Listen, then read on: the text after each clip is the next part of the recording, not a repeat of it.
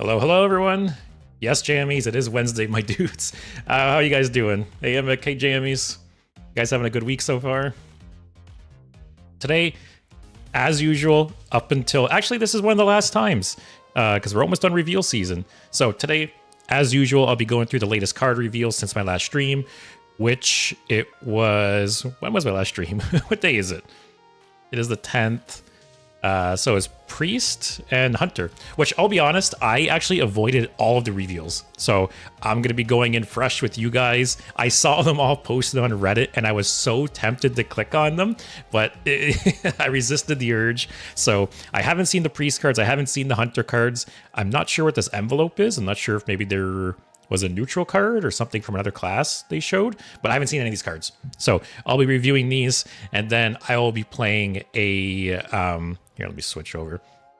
I'll be playing a Excavate Rogue deck, and what I did is I pulled out some of the cards. I pulled out Frequency Oscillator, Pit Stop, and one or two other cards, and I basically added like Spectral Cutlass, Valera's Gift, Harmonic Hip Hop, and Thistle Tea set. So added a bit more of like a Thief Rogue package with Spectral Cutlass and some weapon buffs. So we'll see how that goes. We'll see if RNG's on my side today or not. And if we start with Priest, I'll update the guy with new art in the meantime. All right, we'll start with Priest then. You are the boss. So yeah, so start. I guess we'll go in chronological order then, right? So we'll start off with Priest. I'll cover my eyes. I won't look at the cards. So let's go with Priest. Which, just to... Okay, so Demon Hunter. So Demon Hunter also gets these cards, so I'll have to keep that in mind. Which... Was Demon Hunter revealed? Yeah, that was Monday. So what's the... Oh yeah, Demon Hunter is split, right? Demon Hunter, they got a bit of support for that like 1/1 pirate charge package. And they also got some big demon support. So I guess we'll see if any of these cards help them out. By the way, are you looking for any new mods? So it's funny you say that because, well, one, I don't have any mods yet. It would be nice, you know, whenever I get the spammers in chat, I always have to ban them myself and do stuff like that. But it's funny you say that because I had a bit of a realization for the last couple days that I maybe need to delegate some things. You know, I've had multiple people reach out to me and offer to, you know, expand like the Discord a bit, right? And kind of, because I'll be honest, I don't have much experience running Discords. I don't have much experience with Discord, period. So the current Discord it's kind of bare bones. You know, there's a lot of stuff I would like to do with it, but I just haven't had the time or the experience. And I've had people reach out and offer, and I always have it in my head. I'm very much the type of person where I like doing things myself. You know, I don't like relying on other people. And it's even been a problem with the work. You know, sometimes at work, I just take too much stuff on. I don't delegate like I should. So I had a bit of a realization this week that I should take advantage of, you know, help, right? So, you know, people that want to help with the Discord, people that want to help mod and stuff like that, like I really should take advantage of that stuff because it makes my life easier. And it's, you know, some people like you enjoy doing that stuff, right? So yeah, so that's something we could definitely talk about on the side because yeah, at this point in time, I'll take the help. So I'm very much on board for something like that. But yeah, I don't know. I've been feeling a little burnt out lately. Just work's been busy. My real life's been really busy. Like in the summertime, I have lots of events and stuff going on, and tied with the fact that I doing all of the streaming and the YouTube, it's just been really busy. So I need to take all the help I can get, basically. So I appreciate the offer. And like I said, we'll talk about it on the side. But as I was saying, Priest gets the Demon Hunter cards. So, oh wait, no, I got it backwards. Sorry. Demon Hunter gets the Priest cards. So we'll see if any of these cards help either the big demon package or the little shitter demon package. I guess we'll see.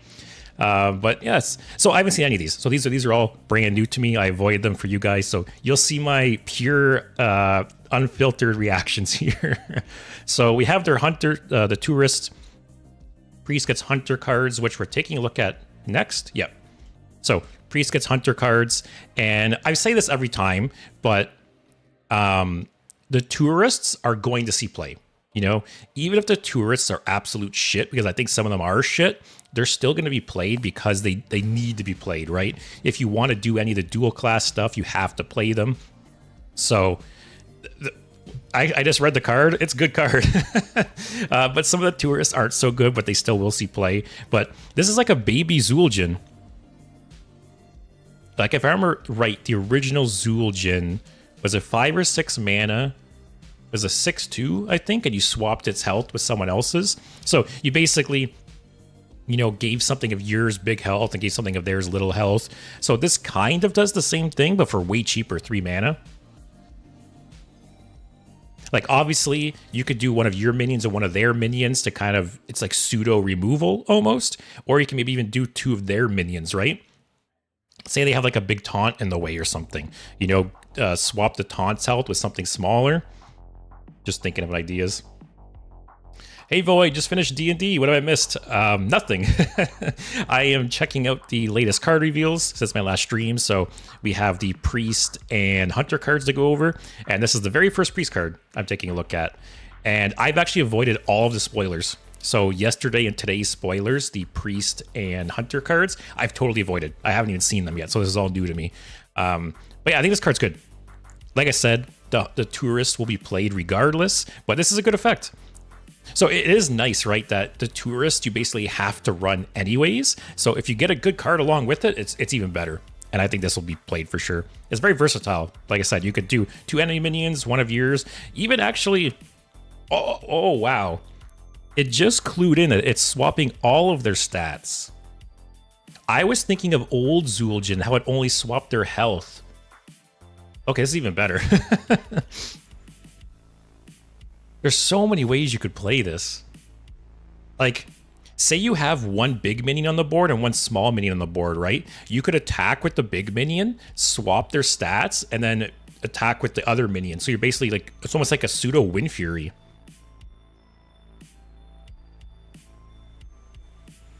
Oh, it's Vol'jin. Vol'jin, Zul'jin, it's all the same Jin. But yeah, I was thinking of the old card where it only swapped their health. The fact that it swaps all their stats is even better. So yeah, that's a good card. I like it. Void, also worth pointing out, this effect was great on the Mimiron gadget, so this is definitely great. The Mimiron gadget.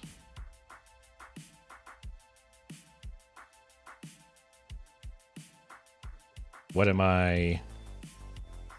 Not classic. What am I forgetting here?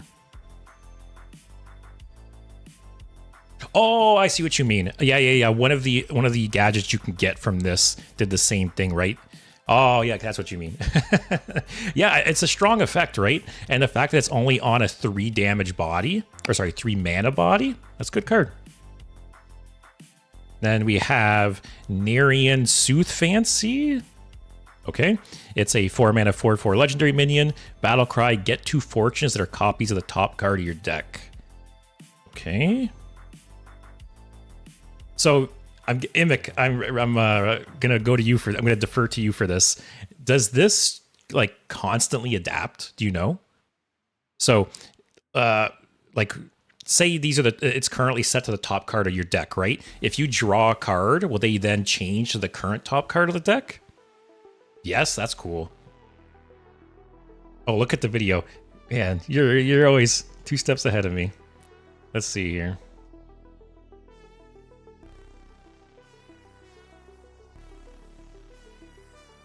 Oh, I didn't even see that card yet.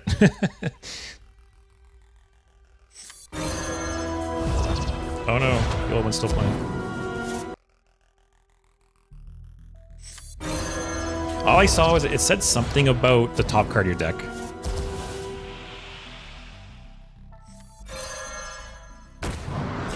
Oh, the cost, damn. That's cool. Oh, nice. Wow. I think that's really strong. Does Demon Hunter care about this? Oh, it also works with cost reduction buffs. That's cool. Void, this card is definitely great for any value priest. Yeah, that's really neat. It's like potentially 2 extra copies of like your best cards in your deck. It reminds me a bit of like the Paladin's Mirage, you know, like their Reno payoff. That's really neat. That seems like such a strong effect that like I could see Demon Hunter running this too. Obviously, I think it would favor a slow priest deck, but I could see Demon Hunter playing it as well. But yeah, it constantly changes based on the top card, and once you play the Fortune, it's gone. Okay. That's a cool card. That's really cool. All right, Priest is eating good so far. And then we have Sensory Deprivation. Okay. Anyone ever used one of those sensory deprivation tanks before? I've always been so curious about them. I've heard like horror stories though. I've heard some people say like they're really cool, and some people say that it was like torture. So I don't know if anyone in the chat or watching has any experience with it, but I'm curious. I'd try it out sometime. Void, it's a card that we'll see play until it rotates. I agree. I think this will see play with Demon Hunter and Priest. It's a very good card. Oh yeah, and Axel makes a good point too, right? It gives you that information that you always know what the top card of your deck is. Which is funny because I know I talk about Magic a lot, but I have a lot of experience with Magic, and there's a lot of cards in Magic that basically say you can look at the top card of your deck whenever you want. So you always have that knowledge of what you're about to draw, and it's useful knowledge, right? You could play it with Overplanner. See what that is. Oh, I said right from the start, I think this card's insane. I think this card is so strong. And yeah, that is a nice combo there, Imic. Yeah, I think this card's really good. So yeah, it just makes this card even better. I could definitely see it played in like Reno Demon Hunter. Yeah, for sure. So anyways, Sensory Deprivation, 6 mana spell, summon a copy of an enemy minion. If you have 20 or less health, destroy the original. That's cool. Like, correct me if I'm wrong, you know, Warrior has had effects like this, where it basically says if you have, you know, X or less health, do Y. I think Warlock has maybe had some too. I don't know if Priest has ever had some. I like that condition though. It's a cool card. So if you get this trigger off, that is so strong. It's almost like a 6 mana mind control. That's neat. The only problem, right, is Priest, I feel like, is constantly topping off their health. Like, if you're in a slower matchup, you're not going to have 20 or less health. And I feel like this card would shine in slower matchups. Like, you're not going to play this against aggro on turn 6, right? So is it that good then? Void, Sensory Deprivation is basically a 6 mana mind control. Yeah, I'm glad we're on the same page. So how good it is depends on how often you're at 20 or less health. Yeah, exactly. So I think in the matchups that this would be really important, you're not going to be at 20 or less health. That's the problem, the more I think about it. Like I said, like any control mirror, right? You're going to be 25, 30 health. In the aggro matchups, you'll be less, but this card won't be as strong in the aggro matchups. Hard to tell. This is a tricky card. Actually, so this reminds me too. I've talked about before how I think next week I'm going to go ahead and rate all of the cards on 1 to 5. And then I also want you guys to rate them. So I'm in the process of putting together a form on like Google Forms where you'll basically be able to go through and rate all the cards 1 to 5. And I think I'm going to post it next Monday, and then I'll leave it open for a week. So basically you guys will have a week to go vote on all the cards, and you can skip any you don't care about, you know, if you only want to vote for like certain classes or neutrals or whatever. But yeah, I'm basically going to give you guys a week to vote on all the cards, and then I'm also going to rate them. And then we'll go back in like a month or two and we'll see who was right. We'll see, you know, how close we got to how good the cards are. Because sometimes people rate cards really, really bad and they end up being good. Sometimes, you know, cards are rated good and they see no play. So I'm curious. I'm curious to see how I'll rate the cards. I'm curious to see how you guys will rate the cards. So keep an eye out for that next week. I'm sure I'll mention it all the time in like the week it's up. But yeah, so looking forward to that. I don't think Control Priest runs Barrel Brim, so it's not sure that... yeah, the Sheriff. Yeah, I feel like Priest would never run that card because they're never going to trigger it. So for sure, cool design, Void. 100% I agree, cool design. I don't think this card will make the cut, though. Also, Demon Hunter. I don't think Demon Hunter would run this card either. Hey, cool design. Twilight Medium. Though this is the card we saw in Imic's video. 6 mana, 5/6 taunt. Battle Cry, set the cost of the top card of your deck to 1. That's really good. 6 mana, 5/6 taunt isn't like the end of the world. You know, it's not like awful stats. And then potentially getting a huge mana reduction on top of it. I don't think Demon Hunter will run this. Maybe if it had like a demon tag or something, but yeah. I think this will be good.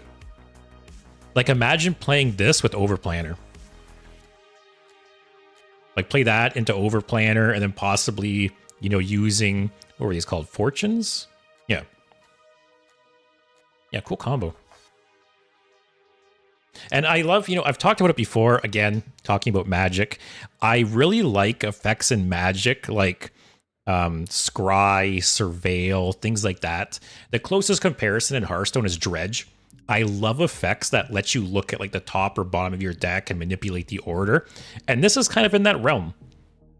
You know, Overplanner, Twilight Medium, Narian, they're all kind of have that vibe, right? Of like manipulating your deck and like taking advantage of it. I really like that play pattern. So yeah, I'm liking these priest cards so far. Thumbs up for me. Medium is definitely amazing. Yeah, I agree. Especially as the fortunes tell you when to play it. Yeah, for sure, right? You can wait to play this until... Because again, that is the advantage to knowing what's on top of your deck already. You can wait to the right time to play this. That's true. So then we have Sauna Regular. It's funny art. 5 mana, 5/5 taunt. Wow, Priest getting all these taunts. 5 mana, 5/5 taunt. Costs 1 less for each time your hero has taken damage on your turn. How often are priests hurting themselves? Axel loves Cascade. Cascade is also a really good keyword in Magic for sure. Very fun. There's so many cool keywords in Magic that I feel like would translate well to Hearthstone. Cascade's not one of them, but there is a lot of cool keywords in Magic I wish would, you know, end up in Hearthstone. Yeah, how is priest damaging themselves? Like what?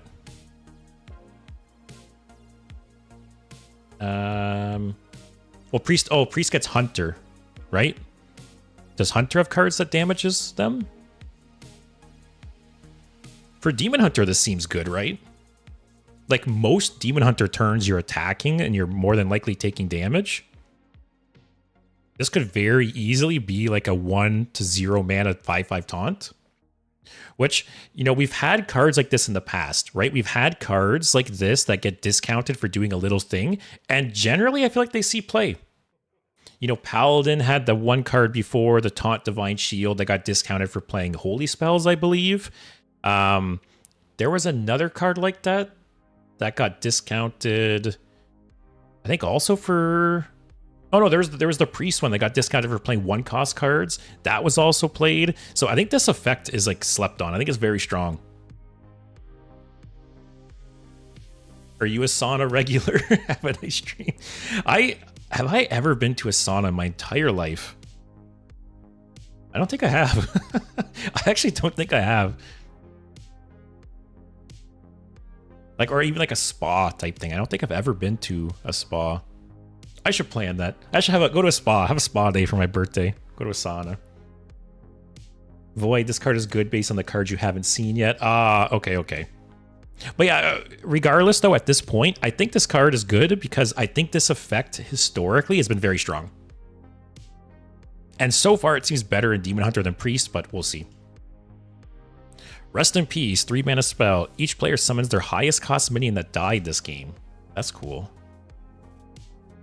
You know what's funny is this is very similar to Sensory Deprivation, where I feel like this card, against aggro and against control, it's very different. And this card is also the same. Where like against control, you might not want to play this, but against an aggro deck, you're going to benefit way more than them, right? And you could possibly tailor your deck, you know, maybe you have a very specific card or sorry, a specific minion at the top end of your curve. So you have this card to, you know, resurrect like a specific minion, right? There could be some combo with that. Also, it's Big Demon Hunter support. Hey, I talked about on Monday how Big Demon Hunter is a deck I've always felt is so close to being viable. I guess we're trying out Big Demon Hunter when it releases, guys. Wait till you see the Hunter cards are pretty interesting. I am curious because I thought the Hunter Priest pairing was really weird. So I am curious to see the Hunter cards. Rip card is just another way to summon Almond Duel and maybe Zilliax. Oh, yeah. That is true. Oh, man. But like I said, if you're playing like in a slower matchup, this is essentially like a 3 mana summon each player's Zilliax again. So I think in a control matchup, it's not very good, but in an aggro matchup, 100% it'd be amazing. Yeah, Imic too. Insane because you resurrect Almond Duel on Kiliax. And you can just remove opponent's big minion. Yeah, I think this card will be played. And like I said, potentially Big Demon Hunter as well. Axel Priest learned the way. Void, I can see control decks topping out an Almond Duel to abuse this. Yeah, exactly. Yeah, cool card. I can see this being played with both Demon Hunter and Priest. Mana Cheat. Mana Cheat's always strong, right, guys? Oh, got another drink. Nightshade Tea, 2 mana. Deal 3 damage to a minion. Deal 2 damage to your hero. 3 drinks left. That's cool. I feel like that 2 damage is like negligible for Priest, right? I don't really see Demon Hunter playing this card, but this card seems really good, like anti-aggro. Oh, how's the art change? That's funny. Yeah, I think this card's really good. I think this will be such a nice card to have in your opening hand against aggro. I don't think Demon Hunter. I don't really see them playing this card, though. Also, there's the damage to yourself, right? So that 1 drink by itself would make this a 2 mana 5/5 taunt. I'm starting to get sold on these cards, guys. Zul'jin can double stats of automatons. How does that work? The damage of the tourist is great too, though. Yeah, what did the tourist do again? Oh, you swapped the stats. Yeah, cool tourist. Okay, man. I feel like maybe I'm just forgetting some of the initial classes that got revealed, but I feel like Priest is one of the better sets so far. Like, none of these cards seem outright bad. This is good. This is good. This is okay. This is good. This is good. This is good. This is good. Like, yeah, Priest is cooking this set for sure. With Arana, it's a 2 mana deal 5. What is that card again?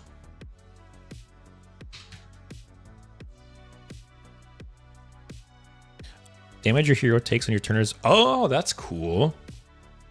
I totally forgot that. It's funny because when I looked at this card the other day, I thought this was a very like random effect. It's all coming together, guys. It's starting to make sense now. Okay, maybe Demon Hunter will run this card. Hot Coals, 3 mana spell. Deal 2 damage to all enemies. If your hero took damage this turn, deal 1 more. Huh. It's interesting Priest getting this effect, like this self-damage effect. I don't think this card... I don't think this card is like crazy, but it's not bad. Hits face, which could be something.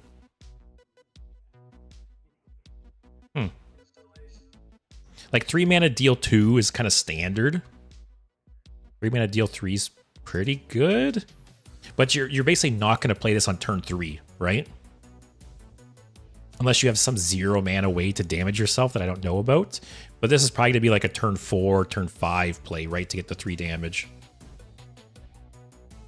Which at that point, it might be too little too late. Have to see. Weapon. Is there a weapon? I didn't get there yet. Unless you just mean Demon Hunter having a weapon. But yeah, Demon Hunter can damage himself with hero power. That's true. All right, let's see.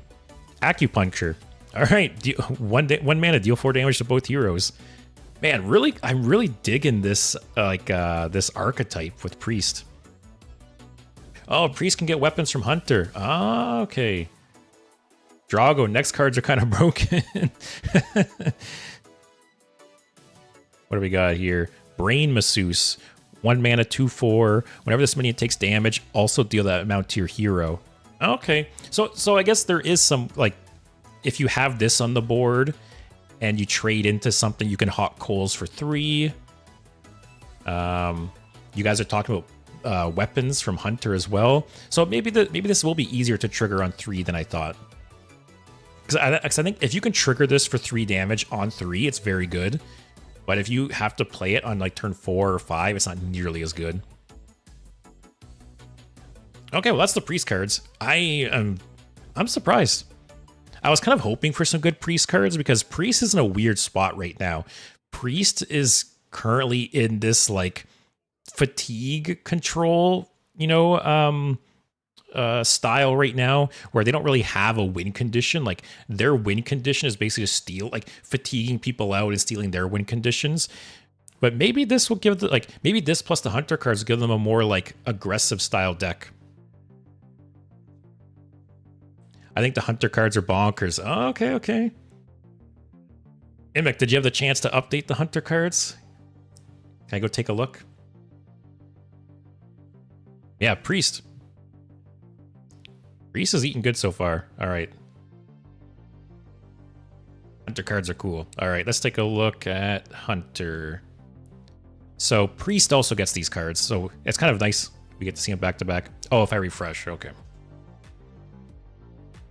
Void Priest is just confused at the moment. I agree, right? And that's also how I feel about Mage right now. I feel like Mage without Sif is kind of shit right now, and they don't really know what to do with Mage. And I feel like the same with Priest. They don't really know what to do with Priest right now. So this set's a good sign because Priest is getting some interesting cards, and I feel like they're not like degenerate cards, which is good. People don't want the annoying control Priest cards. So Priest only has 3 pairs of cards that trigger hot coals. Seems kind of crap in Standard. In Demon Hunter, though, it's okay. Yeah, we'll have to see how it turns out. It's a cool archetype, though. And I'm sure they'll maybe expand on it in the mini set. We'll have to see. But Hunter gets Warrior cards, which I don't believe we've seen. I think that's tomorrow. Yeah, tomorrow's Warrior. But then their Tourist. At the end of your turn, get a 2/3 Crocolisk. Death Rattle, give all minions in your hand +2/+3. All right, guys. Were you sick of hand buff Paladin? Well, now it's hand buff Hunter. Bog, did you say annoying control cards? For what it's worth, I don't think control cards are annoying, but a lot of people do.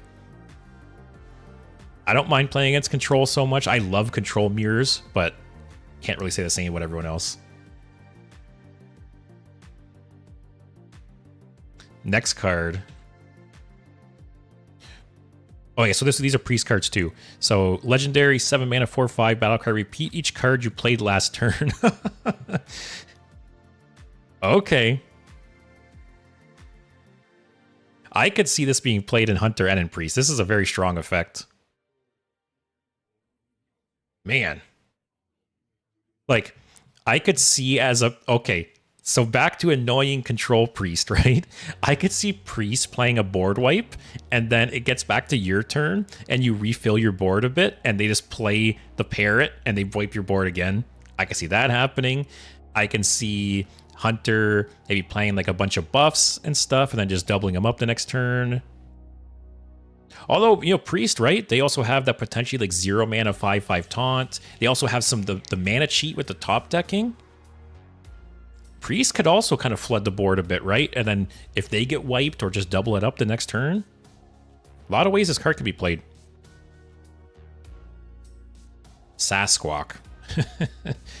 So yeah, I guess, like I said, once again, not to repeat myself, regardless of how good or bad this card is, it will be played simply because it's the Tourist card. So we'll have to see if this hand buff aspect is relevant at all, but it'll be played regardless, like I said.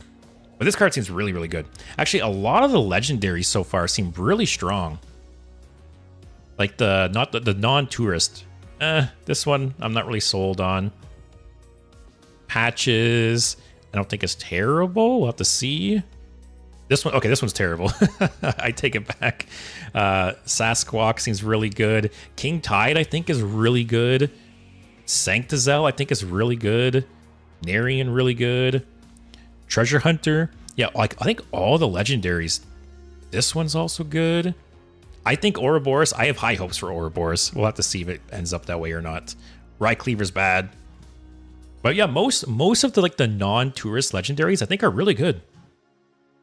Or really like interesting at the very least. They might not be good, but I think they like enable some fun decks or strategies. Bog, the Death Knight legendary not being unholy boggles my mind. I'm not going to get into the Death Knight runes this stream. It's like every other stream lately I complain about Death Knight runes. Also, Drago, it makes sense with Mystery Egg. Void, looking at the tourists, they do tend to have synergy with the class they're touristing to. Yeah, I think they've, like, we'll have to see in practice, right? I think on paper, the whole tourist mechanic is done pretty well so far. I think the classes have a good mix of cards that are good for that class and also the tourist class. We'll have to see, though, because it could be one of those things that looks good in paper and in practice it's terrible. So we'll have to see. But once again, kudos to Blizzard for actually like trying something like this. So that's, at the very least, that's nice.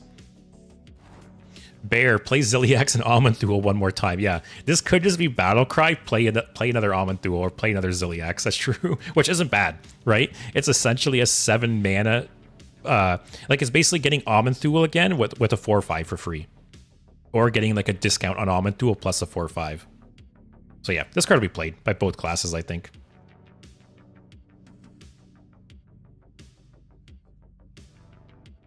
By the way, after you're done with Hunter, please refresh and look at all the signature cards and tell me which ones you like. Oh, okay. I will do that for sure. Death Roll. I was reading something about the crocodile death roll lately. Very random. Also, this crocodile has 6 legs. 5 mana Hunter spell, destroy an enemy minion, deal damage equal to its attack, randomly split among all enemies. That's cool. Man, that's strong. I feel like 4 mana single target removal is kind of the standard. Like, depending on the class, right? 3 or 4 mana, like hard removal for single target is pretty normal. So for 1 mana extra, that's a potentially like huge upside. Like if, say they have like a big minion on board and then some smaller medium-sized minions, that could just be like a 5 mana board clear potentially. Oh, and this is Priest too. Oh, man. Axel says replay Mind Blast. Yeah, double Mind Blast and then Sasquatch the next turn for 2 more Mind Blasts. Void, I wouldn't be surprised at all if we get Hand Buff Warrior. Maybe they've done it in the past, right? This seems like a Priest card more than a Hunter card. I do agree. Hunter usually doesn't care about like playing removal spells like this, right? But I can see this in Priest for sure. It's most comparable to like Cannibalize, where it's almost like the opposite of Cannibalize, right? Cannibalize destroys a minion and heals you a bunch. This destroys a minion and damages them a bunch. That was a cool card. Leo, really cool and flexible removal. I agree. It make this one super cool because first targeted Hunter spell that destroys something. Oh, is it? Wow. And it's good for Priests as well. No spell schools, kind of sag. Yeah. That's an interesting little tidbit, though. It's the first, like, hard single target removal for Hunter. Like, targeted, I should say. Yeah, this definitely seems more like a Priest card. I think it's a very good Priest card. I'd put that on my Priest deck. Chatty Macaw. 3 mana, 3/3. Battle card. Repeat the last spell you cast on an enemy.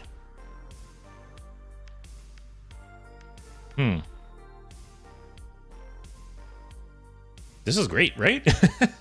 This is very similar to what's it called? The Shaman one, where it repeats the last battle cry, and that card's amazing. So this is kind of similar to what I mentioned, right? Where this is potentially like you wipe their board, the next turn they refill the board, you just play Macaw, wipe it again. Like this is potentially an extra board clear. What other like strong spells would you want to double? Oh, wait a second. No, it says repeat the last spell you cast at an enemy. So if you were just a like, I guess I could repeat Death Roll, right? But okay, that doesn't work exactly how I thought then. So if you just played like a general board wipe, this wouldn't repeat it. Although, like I said, Death Roll is kind of like a potential board wipe, depending what it hits. Okay, so this card's not as good as I thought on initial read, but I don't think it's bad. I think generally, you know, just like with Sasquatch, right? Generally, effects that repeat effects, I think are good. By the way, look at the small worm on the 1 mana 3/3 minion. Once you get to it, it has a cool small patch on its small eye, but it's not a pirate. I will take a look. Void, plus it's good for slower hunter decks. Can see it in Reno or Big Beast Hunter. Those decks haven't been particularly common. Very specific. So actually, thinking about it more, if anything, I could see this in Hunter because Hunter has, you know, like targeted damage cards, right? Priest, like not so much. And I feel like the ones they do play, you don't really want to just randomly repeat. This could be like a Hunter card though, to just like push more damage, right? Have to see. The more I think about it, it's not that good. But doubling effects are strong, so who knows, we'll have to see. Then we have Furious Fowls, 6 mana spell. Choose an enemy, summon 2 3/2 birds with immune while attacking to attack it. That's worded weird. So I guess they kind of flow into each other, right? Like that can repeat this because it targets an enemy. So this is essentially a 6 mana deal 6 damage to something and leave 2 3/2s on the board. That, for what it's worth, if it gets back to you, they have immune while attacking, but this card doesn't seem great. Like, sure, it'd be nice to repeat it for 3 mana, but for 6, I don't think it's good. I see Macabre more in Priest, to be honest. It has some great single target removal that seems good with. Yeah, I'd have to look over all the cards again that this could repeat, because I don't think it's a very big list, right? Especially like playable cards. Like, how many playable targeted cards is there that this could repeat? I have to see. Maybe, but like I said, maybe I'm underestimating it because the doubling effects are strong typically, so we'll have to see. But Furious Fowls, I don't think this is good. Similar to Fireland's Portal, that is a good comparison, actually. I think the only downside is Fireland's Portal is typically getting you 1 big to medium-sized body. This is getting you 2 little shitty bodies, which would be much easier to remove than, like, you know, what Fireland's Portal gets you. Like, yeah, if it gets back to you, the immune while attacking is really nice. I don't know. I honestly think that there could be a decent Hunter / Warrior control deck. Oh yeah, we'll have to see, right? I forgot about that. I've actually like always hoped for a slow Hunter deck, like a control Hunter deck. Maybe the Warrior pairing could push it a little bit. Axel hits face too. That's true. Maybe I'm underestimating it. This is a card I can see going to 5 where I think it'll be good. Oh yeah, for sure. At 5, I would agree. 6 seems a little expensive. We'll have to see. Birdwatching. 2 mana spell. Discover a minion from your deck. Give all copies of it +2/+1 wherever they are. Okay. the first thing that comes to mind is obviously Automaton Priest. You know, yeah, tutoring one out of your deck and buffing them all. So the big thing here is it's not making a copy, though.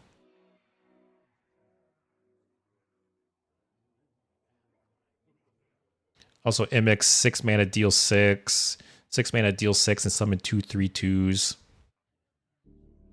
Token Hunter might run the 6. Yeah, I don't know. I'm very torn. I just think 99% of the time, you're not going to get to attack with these again.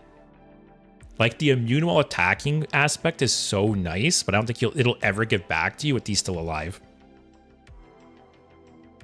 Just because it's like just only 2 health, right? So easy to remove.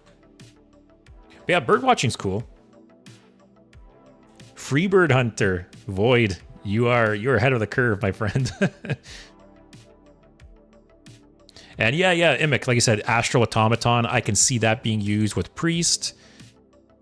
Also, like, even just a 2 mana, discover a minion from your deck and give it +2/+1 isn't awful, right? But the fact that it's giving all of them +2/+1, I can see this card being played in both Hunter and Priest. Seems nice, especially Priest, you know, making copies. Hunter sometimes make copies too. That's a cool card. Cool art too. And yes, as Void said, maybe Freebird Hunter. Maybe this will make Freebird Hunter tier 1, guys. Then we have a location, 2 mana, 3 durability. Your next Battlecry minion costs 1 less. After you play a Battlecry minion, reopen this. Wow, it's weird that Hunter got this. This reads, if you were to just read this to me, I would assume this was a Shaman location. Very interesting. I think this is more of a wild card. I can see that. More stuff, more ways to abuse it over there. Reno King Plush. King Plush is a good card for sure. Pit Stop sees play in Recro, which is similar power level. Oh, 100%. Yeah, Pit Stop is a good comparison, right? Where I think a 2 mana discover a minion from your deck with an upside, that's a playable card for sure. And the more copies you make, like, just the better this card gets, right? So I think this card is very playable. I think it's playable in Hunter and Priest for sure. And then, yeah, Parrot Sanctuary. Parrot Sanctuary is kind of insane. Yeah, it is very, very good. I don't know. This seems like a Shaman card. Or at least like a Shaman Tourist card. I feel like it's random for Hunter and Priest to get like this Battlecry support. But yeah, very good card. Like, it pays for itself, right? It essentially gives you a 3 mana discount for 2. Helps you ramp, which is nice. Or like essentially ramp, right? I don't know how many good battle cries there are like for priests. I feel like Hunter has quite a bit. I'd have to take a look at the list. But I could see this being played 100% in Hunter. Maybe in Priest, depending on the battle cries. Elise Zola, a 9. Yeah, you actually could enable some potential like 11 mana combos as well, right? Box says Ziliax. Ziliax, I've said it before, right? But Ziliax is like the safest craft in the entire game. It's such a strong card. And I really think Ziliax is going to be played in like every deck until rotation. I feel like there's very rarely a deck where you're not happy to run some version of Ziliax. It's so good. Leo put Birdwatching in a Spell Hunter deck with the Shattered Cthulhu as the only minion. Yeah, I guess, but you still have to play the 4 pieces of Cthulhu first, right? But true, it is a way to tutor out Cthulhu once you do build him. Hunter looks great, but imagine Priest using some of these. Yeah, I think some of these cards are great in Priest. I think Birdwatching could be good. I think Sasquatch could be amazing in Priest. It's, you know, potentially an extra board clear. It's potentially some like an extra Ziliax or Almond Tool. I think it's very, very good. Also Death Roll. I think Death Roll is a really cool card. I can see Priest playing this for sure. Yeah, the location, it's obviously a good effect. The question is, how well will it fit into Hunter and Priest? That's the question. Is it better to buy packs or play Arena for Dust? So that boils down to how good at Arena you are. If you can consistently hit like 4 wins in Arena, I would say play Arena. But if you're like shitting the bed and having 1 and 2 win runs, just buy packs. But I feel like 4 wins, like 4.5 wins, that's like the break-even point versus buying packs. So yeah, it all depends how good you are. Because you can theoretically go infinite in Arena, right? If you're good enough. But I think it's harder nowadays. Arena decks are so much stronger. Like my average win rate in Arena now is so much lower than it was years ago. Because I just feel like the competition is so much better. But yeah, I think this card is really good on paper. I just don't know how well Hunter or Priest will utilize it. Yes, like Axel said, barcode accounts. You will run into decks in Arena nowadays that it's like a borderline constructed deck. You feel like you're just playing on ladder. It's insane how strong some of the decks are now. And supposedly it's because people basically sell, like they keep going into Arena until they get a really good deck, then they sell the count. Because for some reason people want to buy Arena runs with good decks just to shit on people. I don't get it personally, but yeah. So, because yeah, some of the decks you play in Arena now are just insane. Bog, I almost always just play Arena because I think it's fun and I'm really good at Arena. So that's a good point too, right? If you enjoy Arena, then why not? Because Arena is fun, especially sometimes they do like the special events in Arena. You know, for a time they brought back like the duels treasures and they do like dual class Arena and stuff sometimes. So yeah, it's just fun to play sometimes. Also, here's the weapon you guys were talking about. Trusty Fishing Rod, 3 mana, 1/2. After your hero attacks, summon a 1-cost minion from your deck. Okay. So, what were we saying about Astral Automaton support? There's more of it. Wow. Also, it's a way to damage yourself, which that's something. What other 1-cost minions is there? Let's look. So, 1-cost minion. Let's look at Hunter first. Like, what do you want to cheat out with Hunter? Oh, I haven't got there yet. All right, let's finish these cards first. I saw something I haven't seen yet. But yeah, obviously the first thing that comes to mind with this is Astral Automaton. But I'll take a look at the 1-cost cards after this. Void, I normally only play Arena when you get to play with the new expansion cards. Oh, yeah, that's true too. I forgot about that they typically add the new expansion cards to Arena like a week before release or something. So yeah, if you play Arena, it is a way to play the cards early. I forgot about that. Arena is all draft and draw RNG. Don't like it that much. Yeah, sometimes you draft good decks, sometimes you draft shitty decks. But so next we have Pet Parrot, 2 mana, 1/1 battle card. Repeat the last 1-cost card you played. Wow, lots of 1-cost synergy going on here. So I need to look. What are the cards that like you know use these, right? So I saw it hit us. 1 mana, 3/3 rush. Battle Cry, summon a 2/1 worm for your opponent. Okay, so this is obviously a card you want to cheat out, right? You don't want to trigger the Battle Cry. This is the art you're talking about, Imic. This looks like it's from like a Disney movie. This looks like it's from like The Little Mermaid or something. That's funny. So yeah, so this is obviously a card you want to cheat out, right? Either with the Parrot. Actually, that's crazy. It's essentially almost like a 2 mana 4/4 rush. The weapon cheating out is nice. Yeah, so let's look. What are the 1-cost cards? So cheating this out is insane. That's obviously the ideal thing you want to do. This isn't the worst, and these suck. Let's check Priest. Automaton is the obvious big one. Crimson Clergy isn't the worst. And then the rest kind of suck. What about neutrals? Anything here you want to cheat out? I don't think so. Some charge OTK somehow. I don't know. All right, yeah, it seems like mainly that, right? It seems like mainly you'd be cheating out and repeating either Astral Automaton or that 1 mana 3/3. That's what I'm guessing. Also, Imic with Amalgam. If you add magnetic effects on Amalgam and then you constantly get it. Oh wait, what is that card again?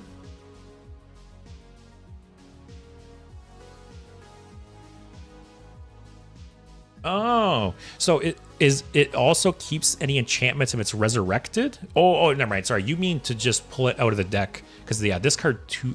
So this card would pull it out of the deck, but this card If it summoned a new one, it would just be a vanilla 1/2, right? Like if you resurrect it or summon a copy, I think it's just a 1/2. Zach weapon looks insane for both Hunter and Rogue. I'm happy. Hunter's one of my mains. I couldn't be more different than you. Hunter's my least played class by far. Zach, this weapon is absolutely insane. Great for the same reason Patches is. Salesman or Slither Spear are also great neutral pulls. Yeah, I was thinking that. Depending on the deck, right? Miracle Salesman isn't awful, and same with Slither Spear. But yeah, there could be some amalgam shenanigans with this card. That's true, actually. I've said it before. Also, is this the same worm?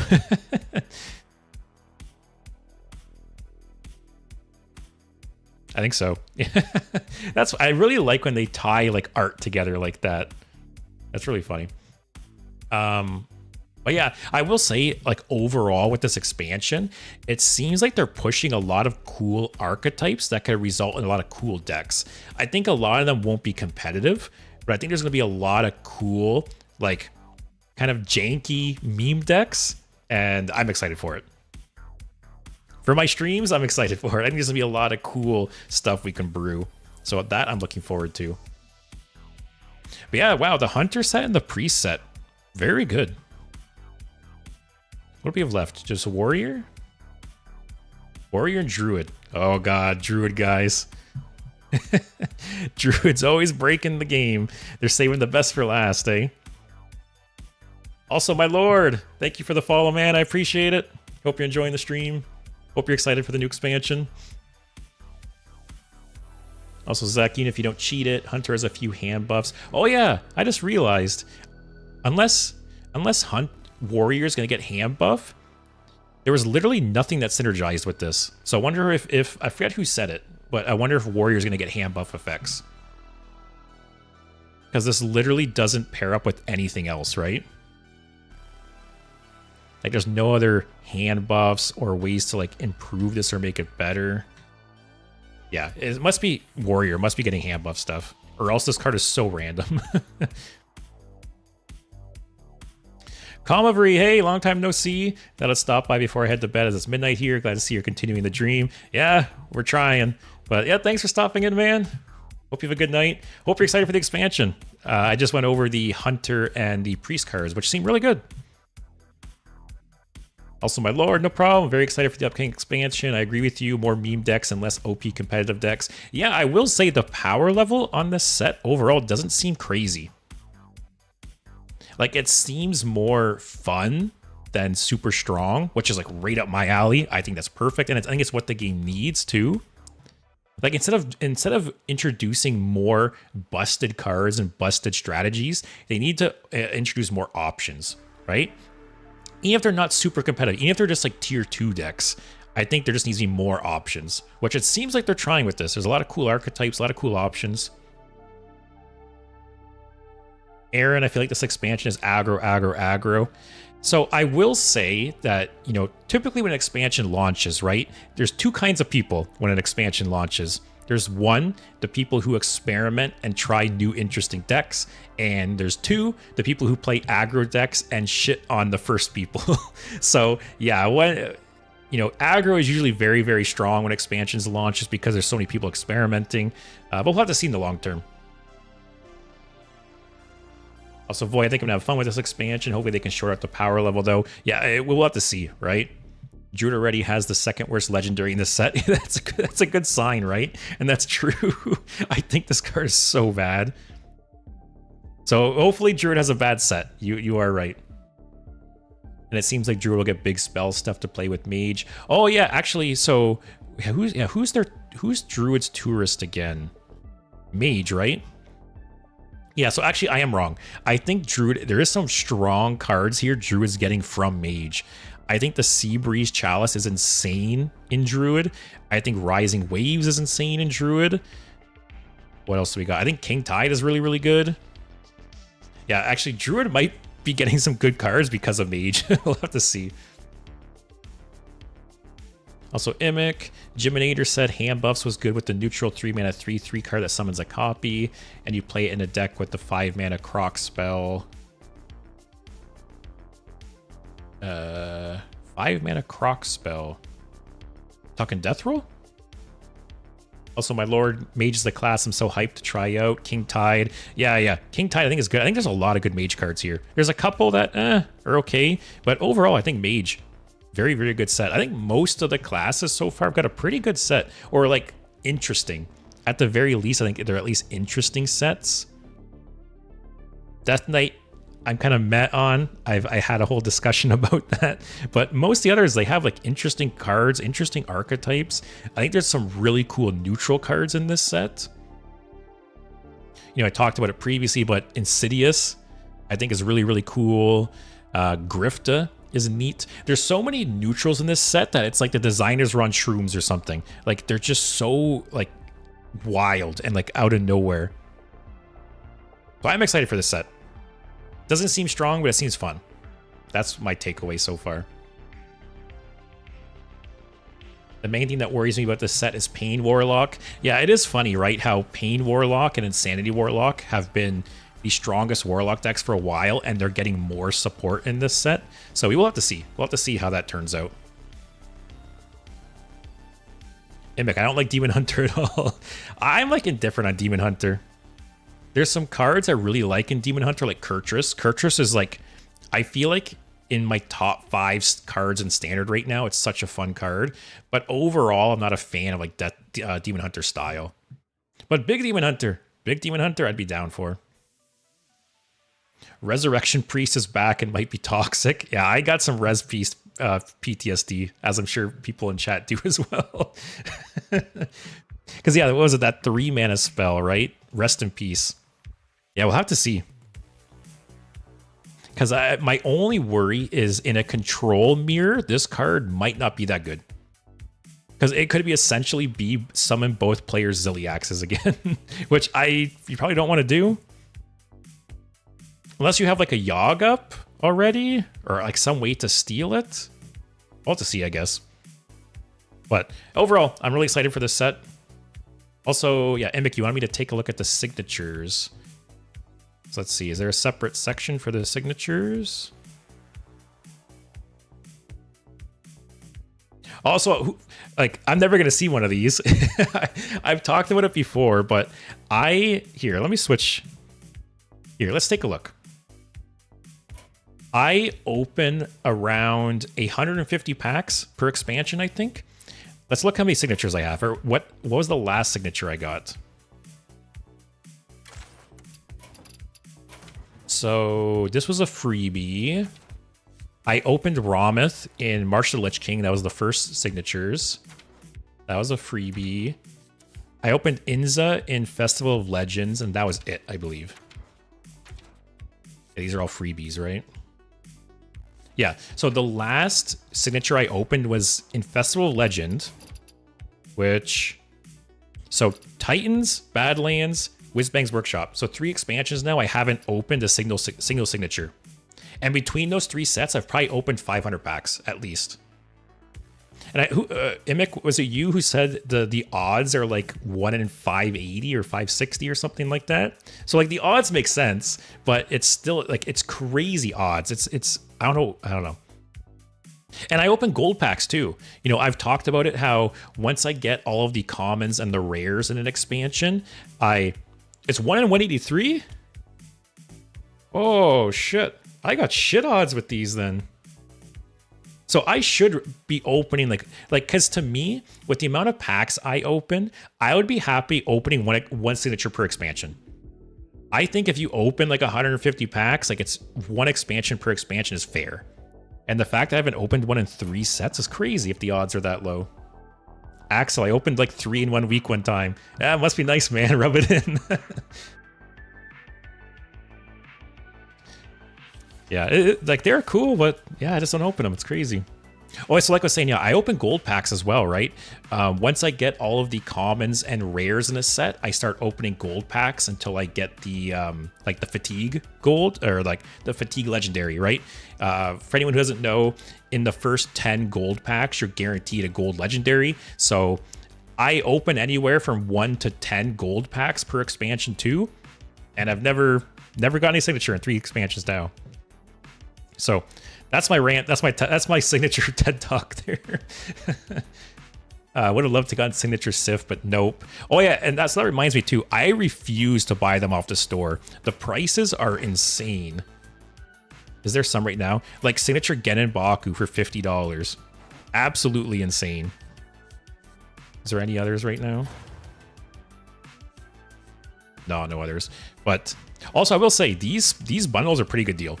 These bronze, silver, gold bundles. I think the platinum and higher aren't so good because they start introducing like gold packs and stuff. But I think these bronze, silver, gold bundles are very, very good. Like good value for the money. Also, yeah, Imic. So it's 1 in 183 and you're guaranteed 1 in 386. There should be a pity system for signatures. So it sounds like there is, right? Imic mentioned 386 guaranteed. Oh, golden packs is 1 in 20. So that's even worse because between those 3 expansions, I've probably opened at least 20 golden packs as well. I just got shit luck with packs, man. What can I say? There's some good bundles sometimes. Yeah, I will say, I think, so I think they're $20 American. Every once in a while, they have the bundle where I think you get 20 packs and 1 or 2 legendaries. I think those bundles are really good. And then these 3 bundles are really good. If you're looking to spend like the least amount of money possible and get like the most bang for your buck, I think, yeah, these bundles and those $20, $25 bundles are really good. And yeah, my lord, the prices and signatures in the store is too rich for me. I agree. Jammies, is that your signature rant? where do you signature rant? Wait, where do you... Oh, sorry, I can't, man. I can't. That hurt my brain, that sentence. Where you do your signature rant by ranting about signatures. Yeah, that should be my signature rant. I think I've ranted about it a couple times before. I could be wrong. But it just blows my mind. It blows my mind that I haven't opened one in so long. So anyways, rant over. Let's look at the signatures now. The signatures I will never get. Also, Void, Reno deck seem to really like tourists. Oh, 100%. I think most or all the tourists will be played at least a little bit. Also, Void opened 5 in 1 day. You guys are taking all the luck from me. That's the problem.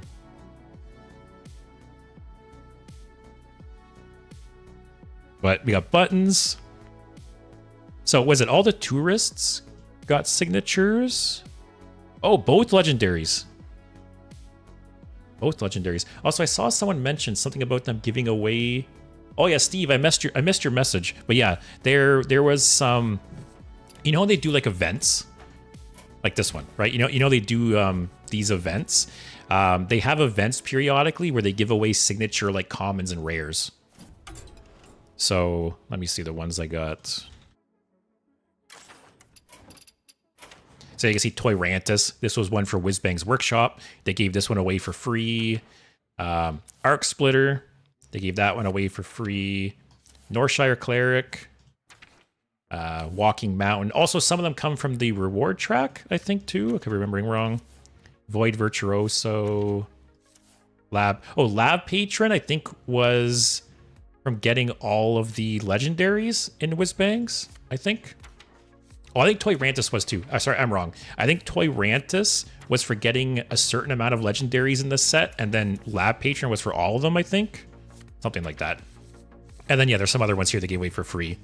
Deathlord, Ravenous Kraken. Yeah, they're typically from those events I talked about. Also, Imic is not... Oh, it's not always both legendaries. So far, we have 22 legendaries. Druid and Warrior still to go. Oh, I guess it makes sense, right? Because one of the legendaries, at least, like, say for Warrior, right? It's a weapon. And I don't think they'll do, like, a signature weapon, right? So it makes sense that not all of the legendaries are going to get signatures, I guess. Was there any legendary spells? Because I don't think that would either. No. I guess we'll have to see. Void, there have been some pretty good signature bundles in shop with random signatures, like half the price of the specific ones. Maybe I only look at the price half the time. When I see like bundles like that, I just skip them. I don't even look at them. But anyways, let's look. We got buttons. Corpsicle, that's a cool one. Oh yeah, see, this will probably be given away for free. This will, it's just a common. This will probably be given away for free from some like event or something. My lord, has Blizzard changed the Tavern Pass reward track on getting legendaries, or is it just the diamond legendaries? Let's take a look. I will say I've never bought a reward track once, or like the Tavern Pass. I've never bought it once. But I think for free, I think you get 2 legendaries. Also, I'm curious, what level is everyone at right now? You can see I'm at 183, and that's without buying it. So I don't have any XP boosts or anything like that. I assume if I bought it, I'd be at like 200 right now. But I'm curious, what are you guys at so far? So let's see. So you get the freebie legendary. And you get 1 legendary at 10. I think you get another one. Oh, another one at 20. Tavern tickets. Tavern ticket. Oh, you get 3. Yeah, that's not bad. Yeah, you get 3 legendaries from the free pass. I paid $5 for 10 catch-up packs. Oh yeah, Steve. Yeah, I forget if it was you. I think someone asked on the Discord recently about whether or not they should buy catch-up packs. I think it was you, because I think I remember the $5. Yeah, catch-up packs are like the best value in the entire game, probably. You can hold your mouse button. Oh man. Oh, Imic, what would I do without you, man? You know all the good little shortcuts. Zek's at 131, nice. I feel like it's pretty easy, even casually playing, to hit 100, even without buying it. Oh, wait, Steve, you literally just took the words out of my mouth, Steve. Got to 100 playing very casually, not hard at all to do it. Yeah, I agree. I feel like even if you play, like, even if you just do your dailies, like play like a few games every couple days, you can hit 100. I don't think it's that hard. Also, no more diamond legendaries. I think they still do diamonds. You get the one for buying the pass. And then is that the only one? Like I said, I don't buy them, so I don't know. I think it's still the only one.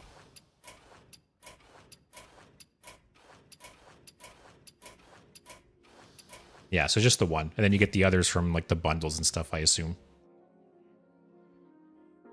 Wow, my lord. On 312. Is that, I'm assuming you bought the pass, right? So you have like the XP boost. Also, Void, the fact that they have so many non-collectible signatures make me think they aren't really getting diamond for full collection again. Oh yeah, so they did change that. They changed that with Whizbang's Workshop, which was a bummer because Whizbang's Workshop was the first set I've got every legendary in. So if you go here, basically in previous sets, if you got all of the legendaries, you got a diamond card. So with Badlands, it was Elise. With Titans, it was Eonar. Festival, I was one off with Festival. Halveria. But then with Whizbangs, they changed it. So now for 15, you get Signature Toy Rantis. And then for all of them, like pre-mini set, you get the Lab Patron. So yeah, Void, that is a bummer that they got rid of that. I'm assuming Perils in Paradise will be the same as well. But enough distractions. Let's take a look here. Arana. Not bad. That's okay, that's a nice one. Ranger Gilly. That's the Hunter Tourist. I like that one. Chatty Macaw. Rayla. Tsunami. Oh, that's a cool one. Oh, it's a spell. Have they done signature spells before? I wouldn't know because I don't open any of them. But I didn't think they did any signature spells. I thought they're only minions. That's pretty cool. Oh, this is the one that people are going to be wanting. Yep. I would not be surprised if there's going to be some like $50 bundle in the store for this. 100%. And all you nerds are going to eat it up. Has no feet. Yeah, that's a bit of a bummer there. That's for sure. Oh, see, look at Power Spike makes up for it though. Power Spike's cool. Bad card, but cool signature. Chillin' Vol'jin. Narian. Cool. Maestra. I can't wait to play Maestra. Oh yeah, all the furries were losing their minds about this card. This will be another man. Paladin. Paladin's got the hot topic signatures this expansion. Eh? Got Lanessa in a bathing suit and got the furry bikini. Man, Paladin players are eating good. Carefree cookie. That one's cool. Why does this look like he's taking a selfie? Okay. Party Planner Vona.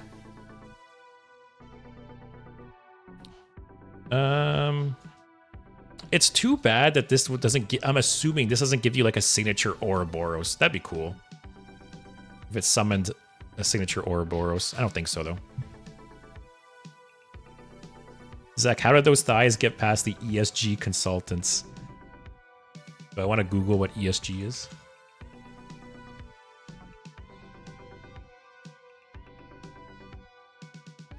Environmental, social, and governments? I don't know if that's right or not. Marin's cool. So is Marin going to be the one on the reward track then?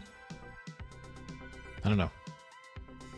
Oh yeah, it doesn't. Yeah, it's too bad. That would have been a cool opportunity to summon a signature Ouroboros. Grifta.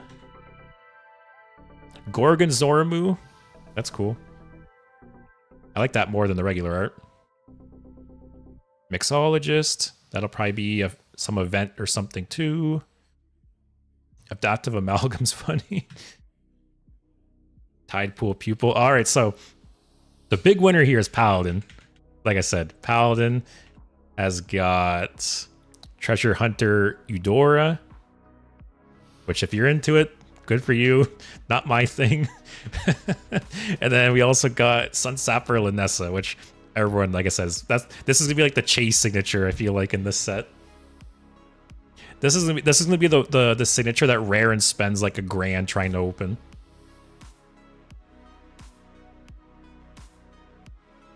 But yeah, I'm excited for this set for sure. Lanessa is the Sif chase. Man, the Titans signatures were really cool. Those are the ones that were like the stained glass, right?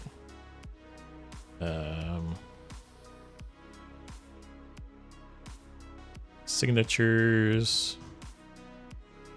Yeah. Actually, oh, sorry. No, I guess I was just thinking of Sif.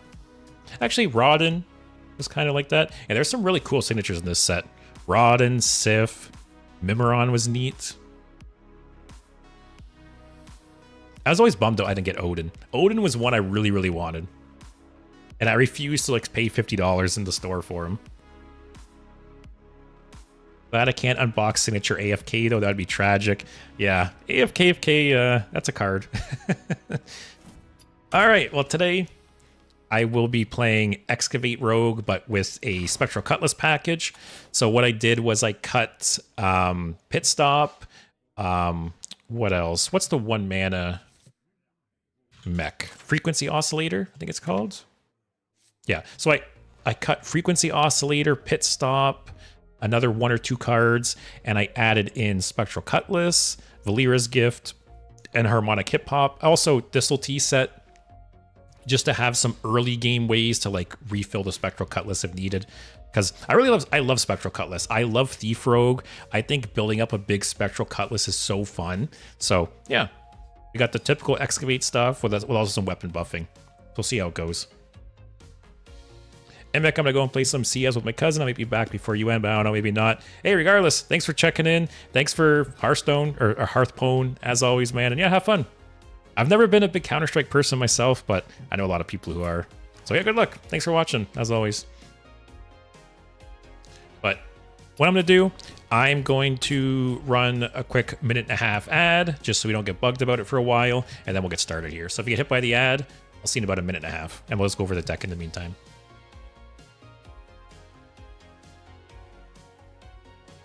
Okay. So yeah, I forget what else I cut, because I cut Frequency Oscillator for Valera's Gift. I cut Pit Stop for Harmonic Hip Hop. Oh, I remember what I cut now. I also cut the Miniaturize. Was it 5 mana? This one, the Sandbox Scoundrel. I cut Sandbox Scoundrel for Thistle Tea set. And I think that's all the changes I made. I also added audio amplifier. I can't remember what I cut to add that. But yeah, I thought this would be fun to play. Excavate Rogue is fun. I love Thief Rogue, so this is kind of like a mix-up of both. Also, Zek corporations operate on debt, and most of the loans are from the same 1 to 3 big investment firms. Corporations have been forced to follow the ESG to receive those loans. Oh, okay. The more you know. But yeah, I think there's nothing else I'd want to cut. I don't know, I don't know which version of Ziliax is better right now. Like, do you run the classic Ziliax or like the unkillable Ziliax? Like, they're both good. Just don't cut the cheese. Looks like a fun deck. Yeah, I love Thief Rogue. I was so happy that Spectral Cutlass was coming back to standard. Yeah, I don't know which. May have the deck code to try it out. Yeah, of course. Here, give me a second. I'll paste it for you guys. If anyone wants to play along. Soup Ziliax is best. I am inclined to agree. Actually, here, let me... Wait, I have that Ziliax, right? Yeah. So here is the deck code if anyone wants to follow along with me. Like I said, it's just Excavate Rogue with basically a Spectral Cutlass package. We'll see how it goes.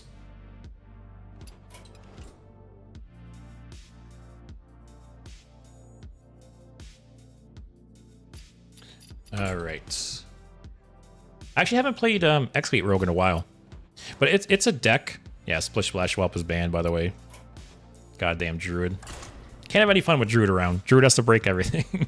But yeah, I haven't played Excavate Rogue in a while, but Excavate Rogue has stayed a pretty consistent deck for a while. Like, both in popularity and win rate. I feel like it's just been like a consistent deck since release. I feel like I don't run into too many warriors anymore, though. It's definitely dropped off. I don't think it's a bad deck by any means, but definitely see, you know, less of it.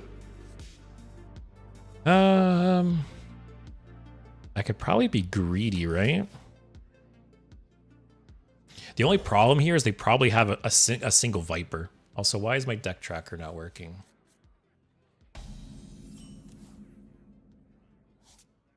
Let me restart it. All right, we got some weapon buffs. We got Velorock. Now we just need a weapon or something. Kind of like Plague Death Knight, popular and good. Hey, I will agree on the popular aspect. I won't agree on the good aspect. I'm not siding with any cockroaches here. Oh, look at that. Look at the top deck skills, guys. I might just leave this alive. I feel like I usually do, right? I'll bring it down to 1 in case I want to kill it at some point.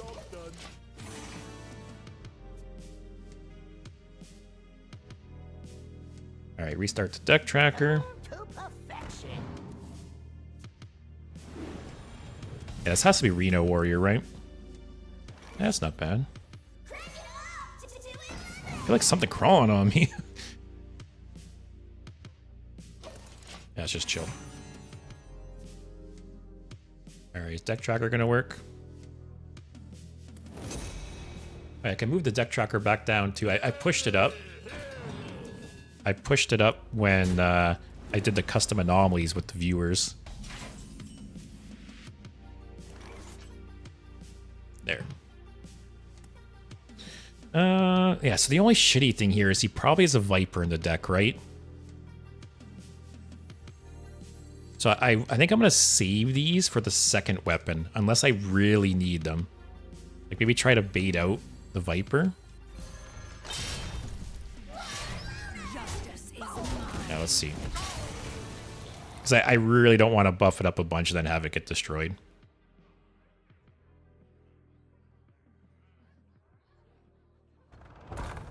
Oh, interesting. Don't see that too often. Unless it's like Bomb Warrior or something. I wish this was transformed. Just chill. He's an overdraw one. See, this is why I leave the totem alive, guys.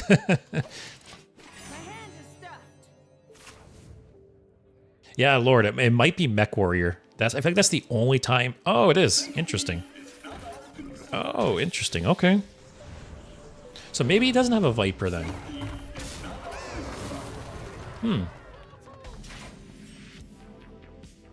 I always forget to turn on the tracker to turn on by itself. Yeah, so I had the tracker open already before I even streamed. But sometimes, I don't know why, when I start streaming, it just doesn't work. And then if I close and reopen it, it works. So I don't know. Oh, I always forget, how much mana do you need for this? 1, 2, 3, 7 mana? I think. Oh, but I can't swing.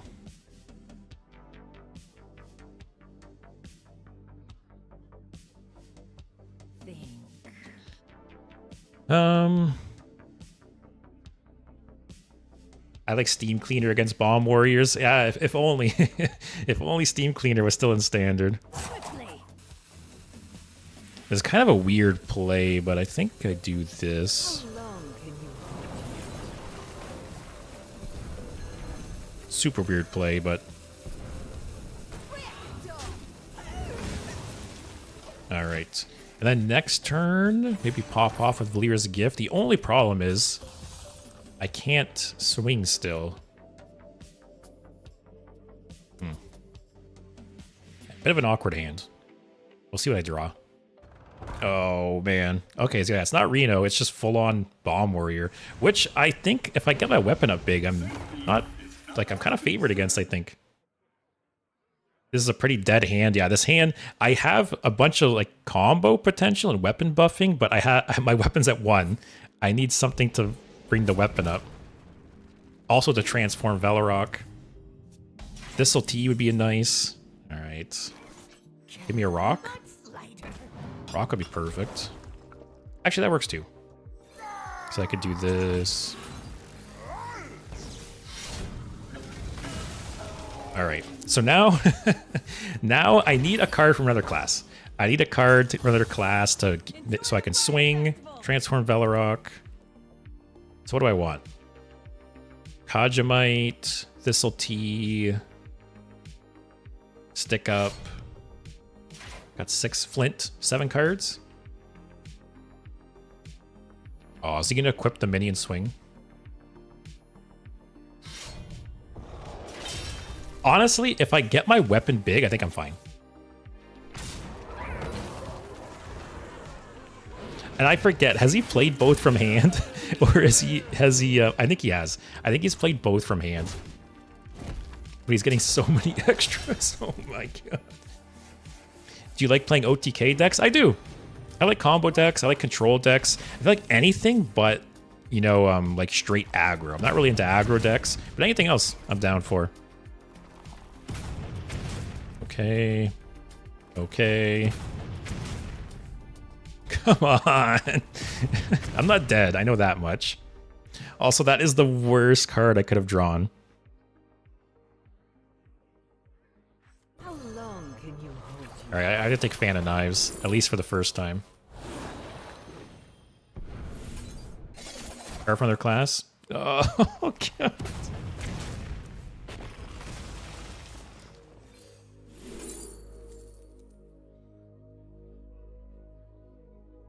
Man, if I'd prep still, that'd be so good right now. Enjoy the fire festival. I'm just dead, right? Quickly.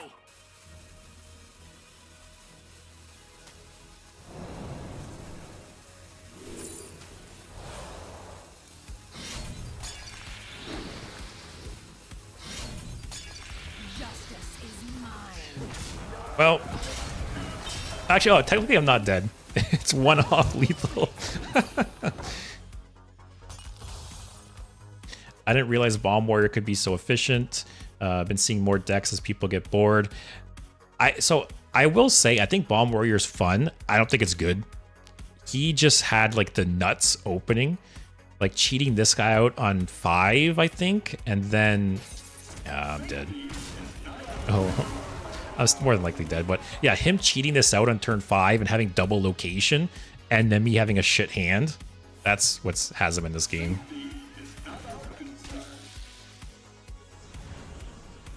And I had to swing the weapon. Yeah. Yeah, that was a rough hand. If I had a way to give the weapon a charge and transform Velarok, I would have been in a much better situation. But it happens.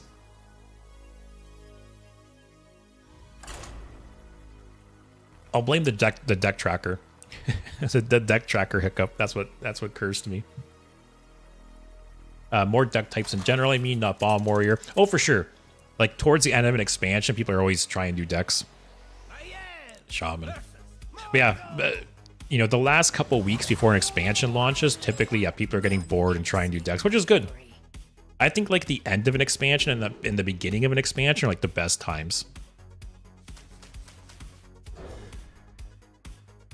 Do you think the shovel is often a dead card once you once you equip Cutlass? Yeah, I've really thought about dropping the shovel. Because I think I will actually. Because this deck with Drilly really has no problem excavating. And if I drop the shovel, I can put in instrument tech and have a way to tutor the Cutlass. You are right, actually. Okay.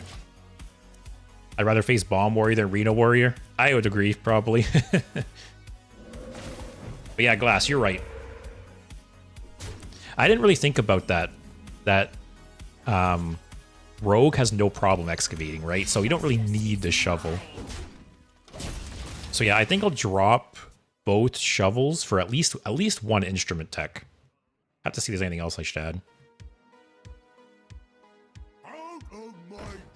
Okay, this has to be Reno Shaman, right? Might just coin out Drilly here.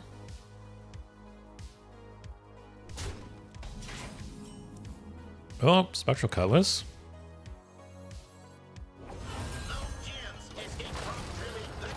Bit of a bummer not having like a Shadow Step or Break Dance, but whatever.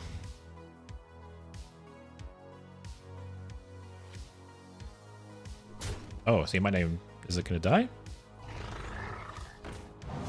Okay.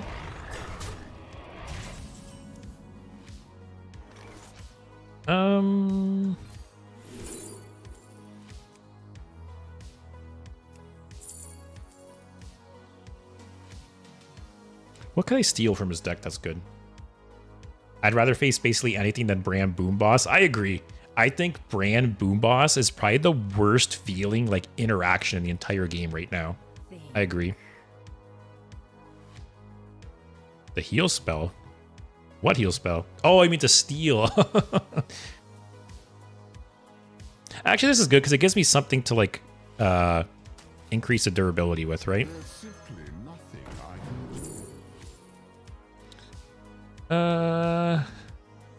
What nature spells does Rogue have?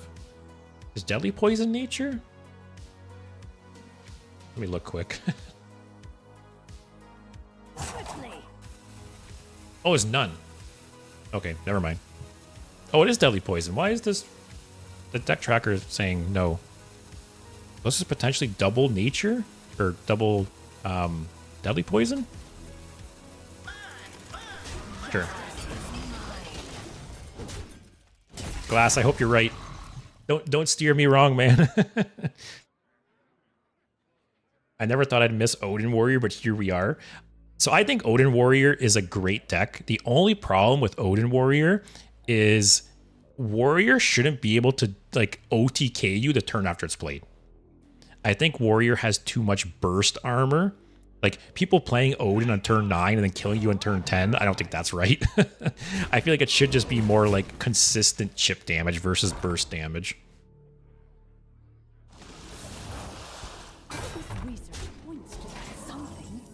Okay.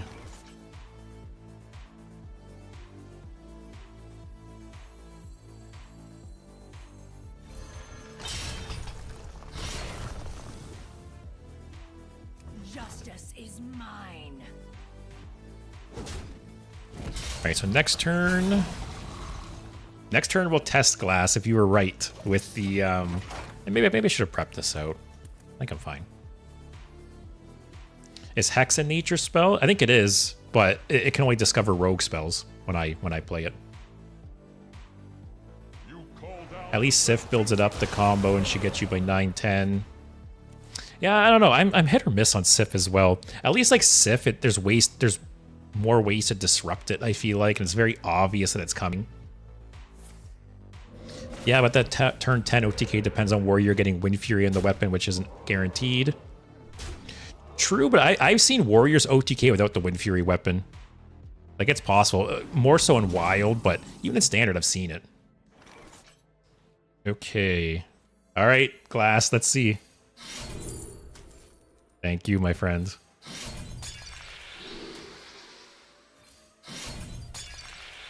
Price stick up.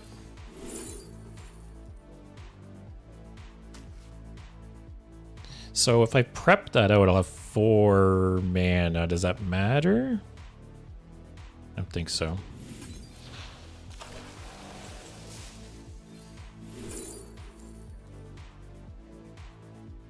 The rush? Oh, if I would have prepped it out, I could have forged it. Oh, no, this is way better. Justice is mine. All right, guys, we're in this game now.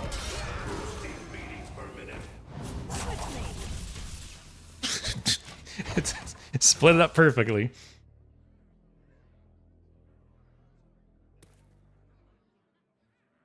Also, Void, I hated Odin Warrior because it was a card that single-handedly won my any control matchup. But then they printed Brand that also did that with less counterplay. At least Odin, I could build up a taunt wall. Yeah, I think Odin is a super cool and unique win condition for Warrior, and Brand is just fundamentally broken. I think Brand needs to get reworked at some point. Make no sense.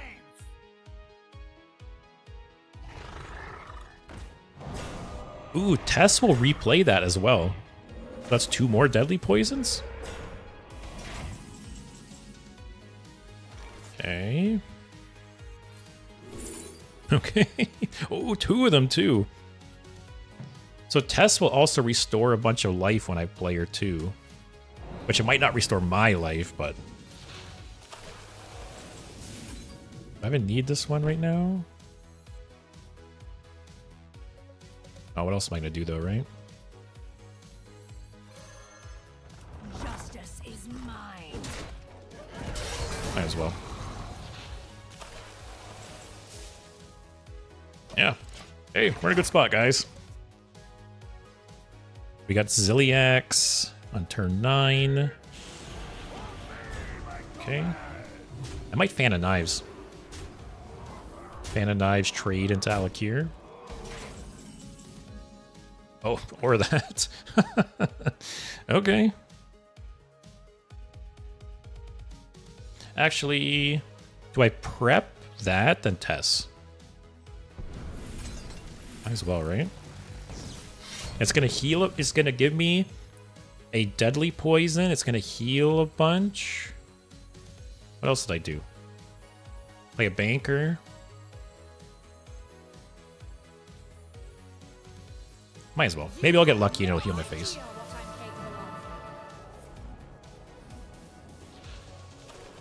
That's fine.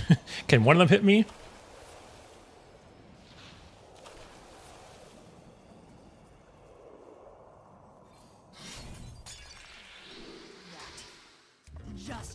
All right, heal for 11 every turn. Let's beat this guy up too. Why not? I love how Sif doesn't bother me in the slightest, and yet I can't explain why Sif feels fine and Odin doesn't. I get it. I feel like I've felt similar with some decks because yeah, there's sometimes different decks that when you boil it down, they're actually very similar. Like at their core, like you said, Odin and Sif at their core are kind of very similar, where they kind of just do their own thing and buy time and then OTK you. But I get it. You know, one feels bad or worse than the other, even though they're very similar. Also, what is this again? Lifesteal or Divine Shield? There's probably going to be a Zilliax turn. Okay, that's useless.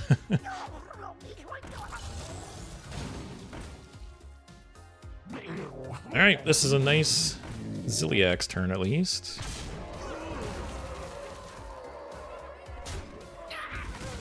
That was a weird trade. Fenrir says, you said you haven't opened any signatures, and I just opened signature Sif. You guys are like siphoning all my luck away. You're like siphoning my life force away. But yes, I haven't opened a signature in 3 expansions now. And I've probably, between the 3 expansions, I've probably opened 500 packs. And I haven't got a single signature from them. Crazy. So I want to take the least amount of damage possible. I don't care if Tess lives, right? Justice is mine. Let's do this.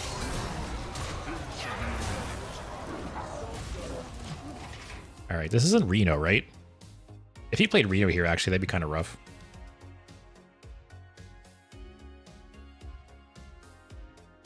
My lord, at least we can agree that OTK Nature Shaman was unfair. Yeah, so Nature Shaman is a good example, right? Where Sif is a little slower. Sif's not going to kill you on like turn 4, 5, 6, but Nature Shaman could. Nature Shaman could literally kill you like on turn 4. So yeah, that's too fast for an OTK, 100%.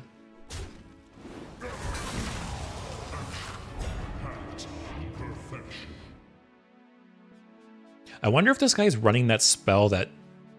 Excuse me. I wonder if this guy's running that spell that transforms all minions into random legendaries. Because he's running some kind of like evolve deck. What is this? 5 cost, 4 cost. I'll kill this before it can get Divine Shield again.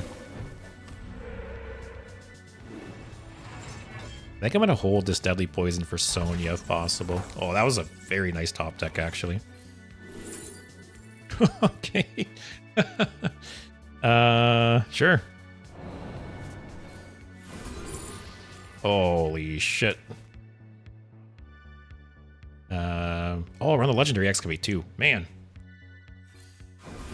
Holy god. This weapon's gonna get huge.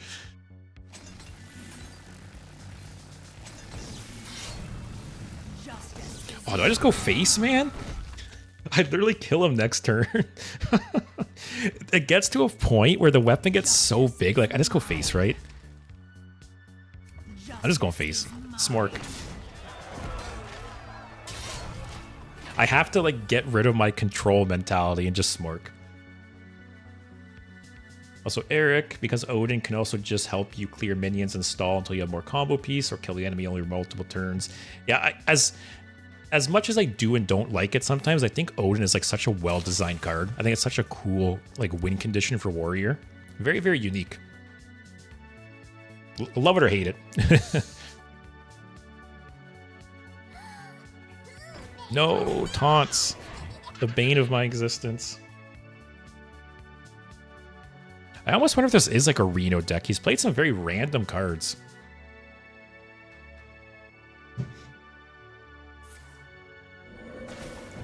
What does this give me again? Backstab. I won't kill it. You gotta love alter cording your own minion to stay alive. Another... Oh my god. Alright, let's get the Scorpion going. Let's see what we get. Got some bodies, some taunts. I have no dragon in the deck. Oh, Velarok's not a dragon yet.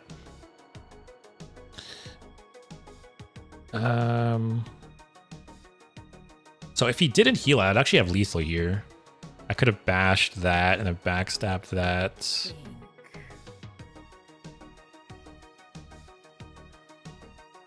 I think I buffed him up. Do I still do that actually?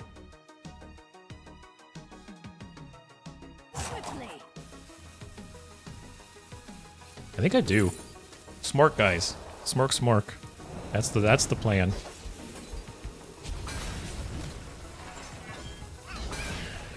And then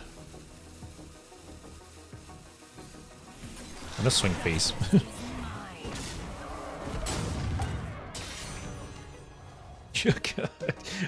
Getting a big ass Spectral Cutlass feels so good. I love this card. A lot of control decks can out health a Sif turn. Man, I've had a couple games as warrior where I specifically remember one game where I was a warrior. I think I was at 70 or 80 health and I died to a Sif mage. It was crazy.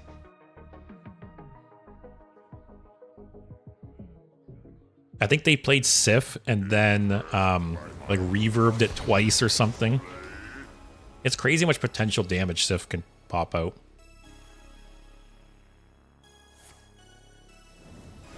So he pretty much needs a taunt or he's just dead. I have, what, 6 more damage here.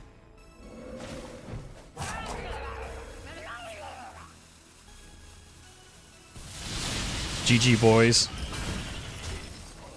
Genuinely, what do you even do against Cutlass if you don't have weapon removal? Yeah, because really, even if you have like a taunt, like even if you keep playing taunts, right? I will just keep clearing your taunts and full healing. So yeah, it is tough. Actually, oh, I forgot about the 2 armor. Oh, I forgot this guy has lifesteal too. It's not lethal here, right? 19. Is that? I can't add. It's 23. It's 1 off. Do I just face again?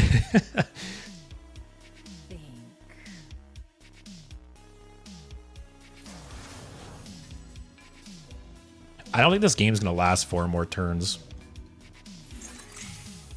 It can go face, right? Yeah, this can go face, but it's still not enough. This is 4 damage, this is 6 damage, plus this is 23, he's at 24. Just 1 damage off. I don't think I need to play this right now, because I full heal regardless. And if I draw Sonya, it's nice.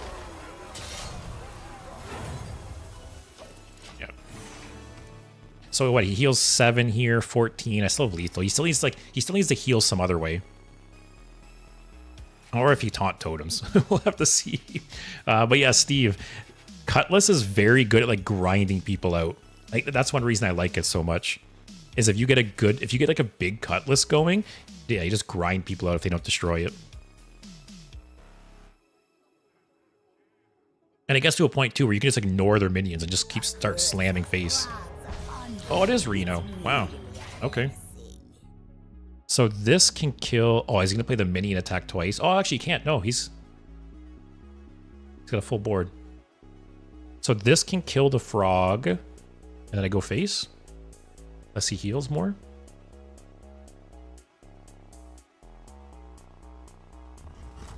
So he's Reno, right? So he has no. He used Altered Cord already, so he doesn't have another one.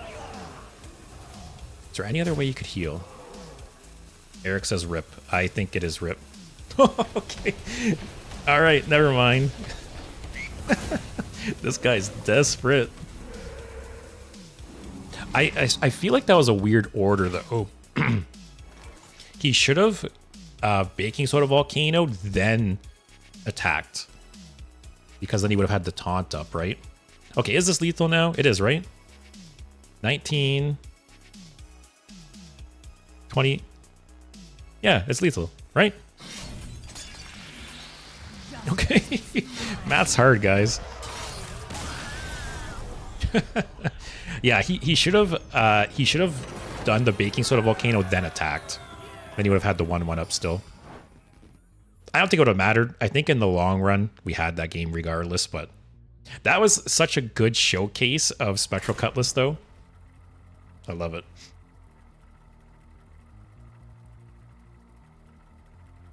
Also, Void's Cutlass with so much weapon buffing was a mistake. It's like high risk, high reward, though, right? Because if someone has weapon removal, which is kind of common, it screws you so hard.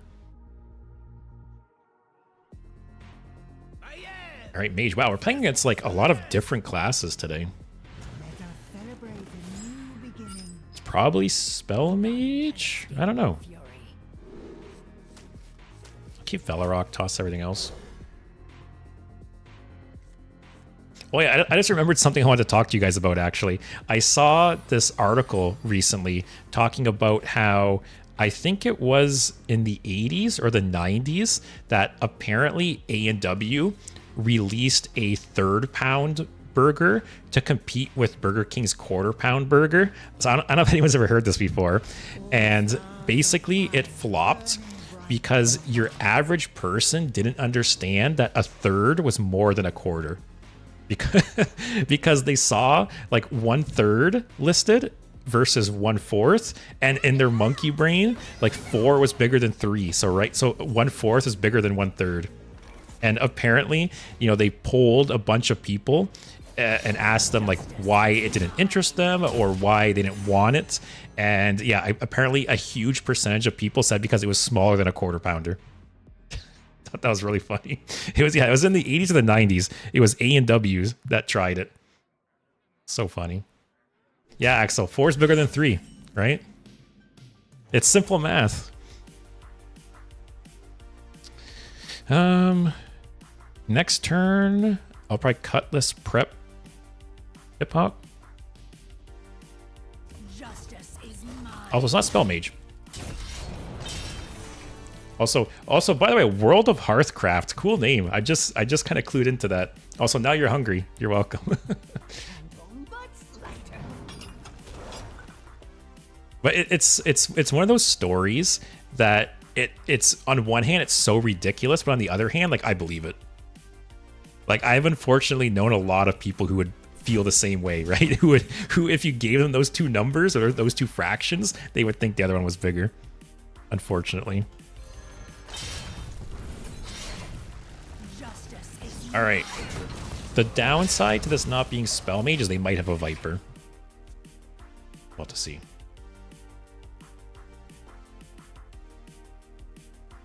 Eric, if something bigger and bigger frogs, it might have been winnable for him.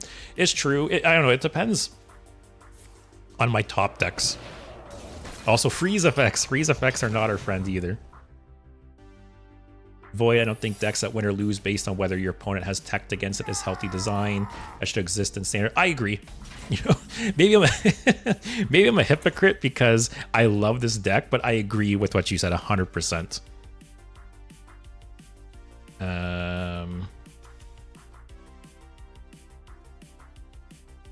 Test for counterspell. Okay.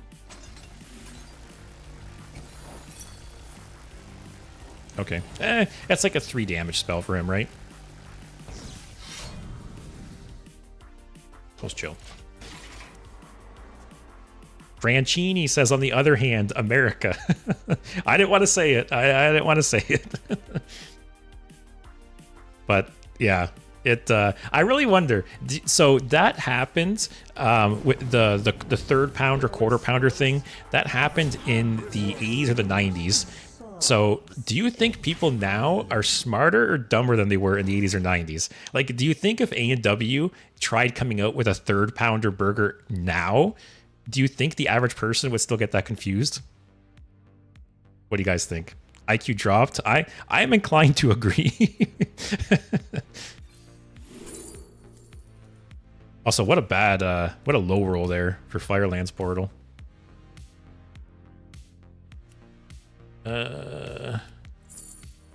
Misfire and just go face.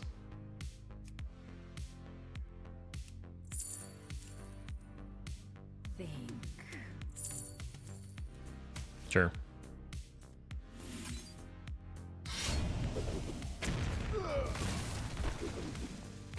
This can't go face, right? Can I hit minions? Yeah. I think I hold Velarok. I'll hold him for like 1 turn. I'll see if I get like a Breakdance or Shadow Step.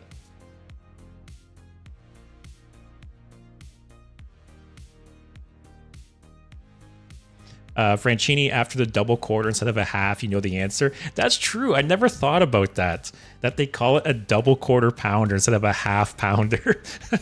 It's, oh man, people are stupid. God. No, oh, I did. No. What was my weapon at? 8? So I still have... Oh, shit. I still have 2 Valera's gifts. I can still get a big weapon. Also, the breakdance. Oh, he buffed this shit, though.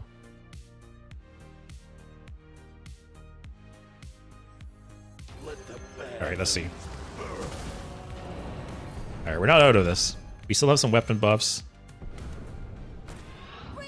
Oh, I forgot to attack. I'm like, oh, I'm talking about like 3rd pounders, half pounders, and my brain's just turning to mush. God damn it. Oh, I'm talking about all these stupid people, and then how could I do? God damn it. No, shut up. So this costs 3 less, right?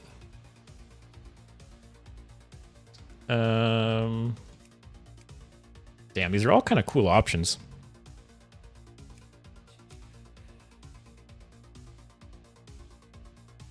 Black Rock and Roll, I don't get that much value out of. Puppet Theater's potentially cool. I don't think I need the 8 health right now. He attacks here, I'll be at 14.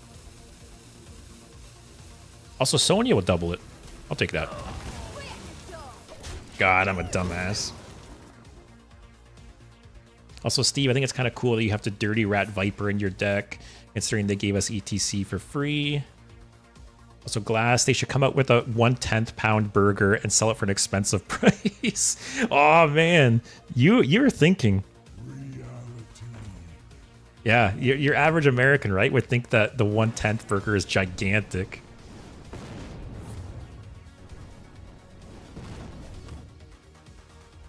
Also, World says dumber for sure. I agree. I think people nowadays are dumber, 100%. Also, I made a Hearthstone only account as my other mix of coherence. Or sorry, my other mix of content was limiting my Hearthstone audience. Oh, do you upload Hearthstone videos? If so, nice. I'll have to check out your profile. Oh, I need some hand.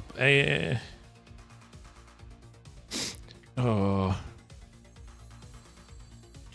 Give me something good. Healing.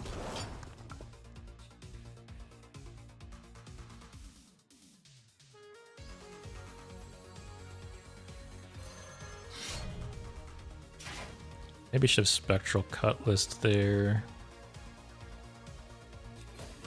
I might be dead. Man, this mage. What happened this game? Okay, that helps a bit.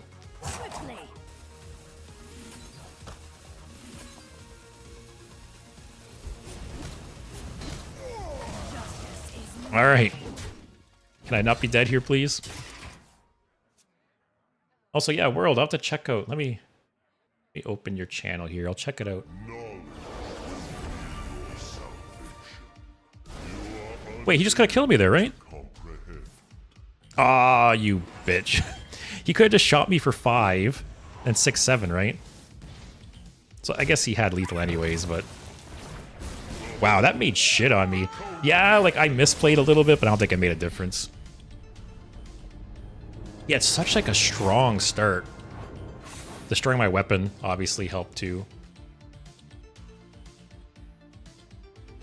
Also, Void, generally speaking, humans are idiots. Yeah, it's kind of funny.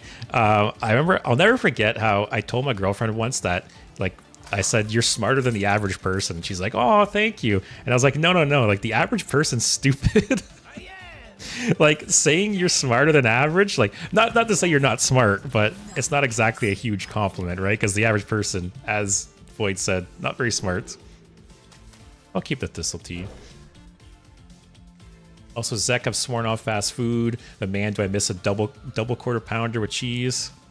I feel like I don't have quarter pounders often, I feel like. I should get one in honor of this conversation. Also, it's fine to love a deck that's not healthy for the game. I agree. It's like a guilty pleasure, right? All right. Come on, RNGesus. Hey, that's cool. That's nice for tests, too. Void, it's not even something the average person is going to actively think about. Hence, they just subconsciously see 4 is bigger than 3. Yeah, it's actually funny how a lot of, like, I'm actually not going to equip this to make this better. But it's funny how a lot of like stupid marketing stuff boils down to like people being dumb. Like the one that always blows my mind is the fact that prices all end in 99.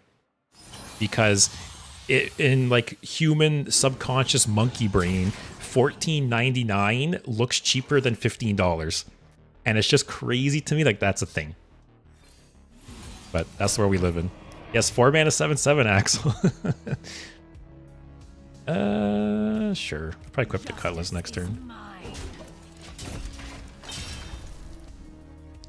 Void. Oh, like you said, Void. Stupidity isn't the right word. It's just how our brain takes shortcuts. Yeah, it's subconsciously the brain just interprets things certain ways, and it's just wild to me. Also, World, I was in here before on a very large YouTube account that had a mix of Hearthstone content and other hobbies. I'm still uploading content there, but this one's for Hearthstone purists. Nice, I'll have to check you out. Norganon S tier, yes, Void, that game was for you, for sure. Let's see what we get. Each time you play a minion this turn, add a random shaman spell to your hand. Consecration's probably better, right?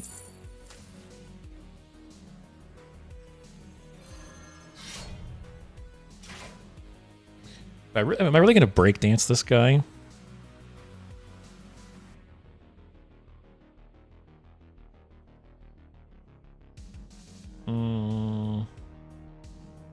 I'll hold off.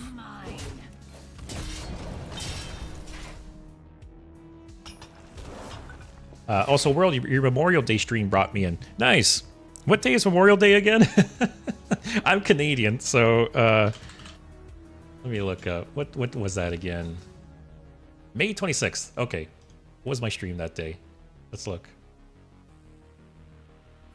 May 26th was... Oh, shit. That was a while ago. Yeah, it's July now. Let me see.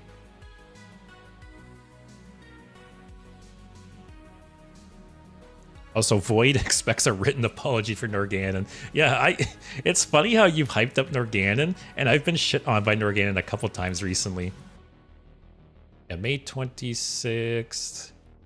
Oh, looks like a Reno Priest I was playing that day. Galakron Rogue or Reno Priest? It was one of those streams. Yeah, I'm Canadian, so I forget the exact... I celebrate a lot of American holidays because I work for an American company, so I have a lot of those days off work, but I just forget the exact day because I didn't grow up like celebrating those holidays.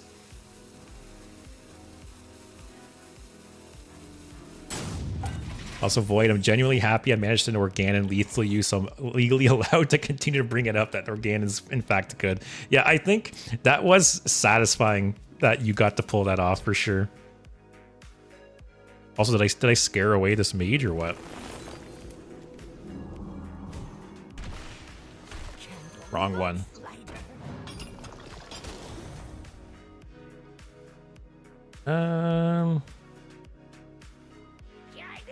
I'm gonna assume like maybe he's wiping right now, or his phone died. We'll just go face. Oh, Axel too. Axel killed 2 opponents with 20 damage Norganon today. Man, I gotta do a Norganon stream soon. You guys are hyping him up.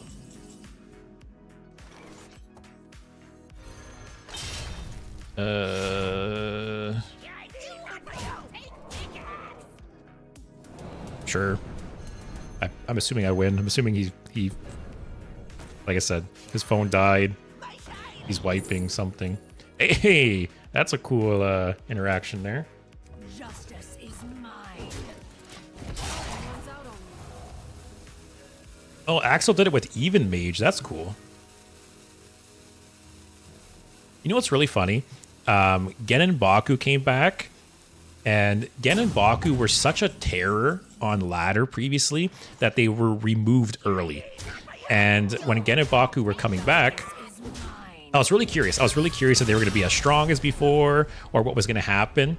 And I feel like the first day they came back, I saw a couple, even in odd decks. I have not seen it since.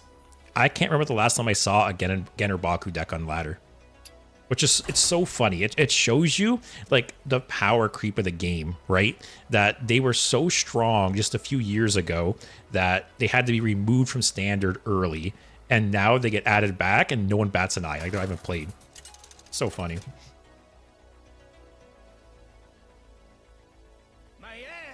They're Druid.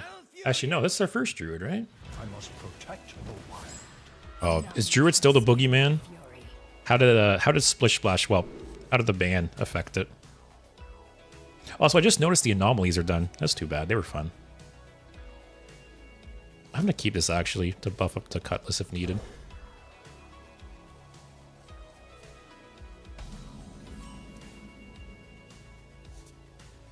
Oh, got Velorock, too. Okay, this is a nice hand. But yeah, I wonder how hard Druid's going to drop off without Splish Splash Whelp. Because, like, Splish Splash Whelp into, like, Coin or Innervate Doomkin was such a strong opening. It was actually crazy.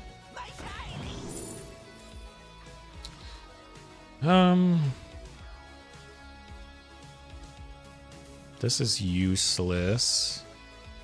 This only really hits Breakdance, which I probably won't really have an opportunity to do.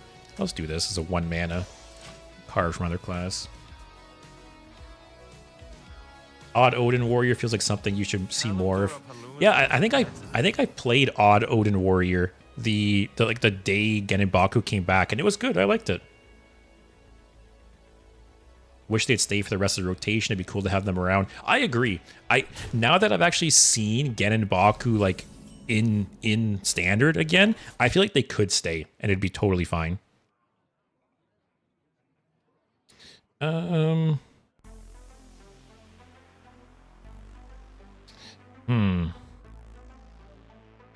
could play... I have so many options right now.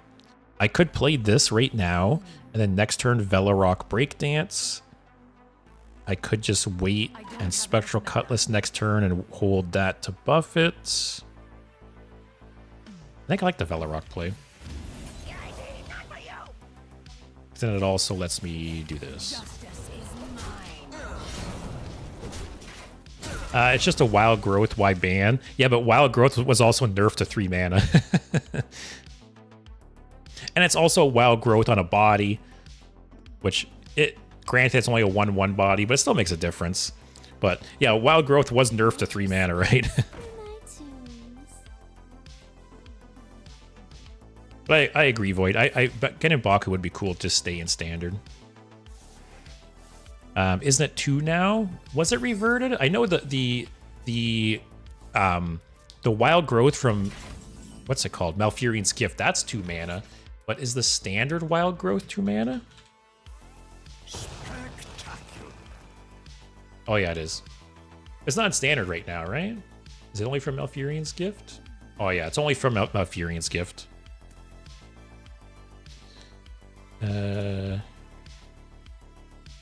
Okay.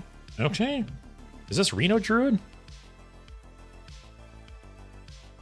I actually didn't even clue into him playing the hipster. This must be like Reno Druid.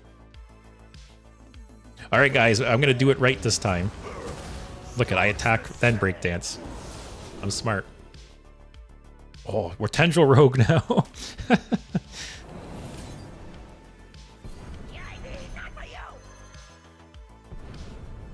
I'm going to keep this at 3 health. Let's take the 1, who cares? Doomkin shouldn't be a thing. Yeah, Doomkin is one of those designs that just, yeah, it feels bad. Especially like ramping out a Doomkin. And I've had games where like they go Splish Splash Whelp, Doomkin.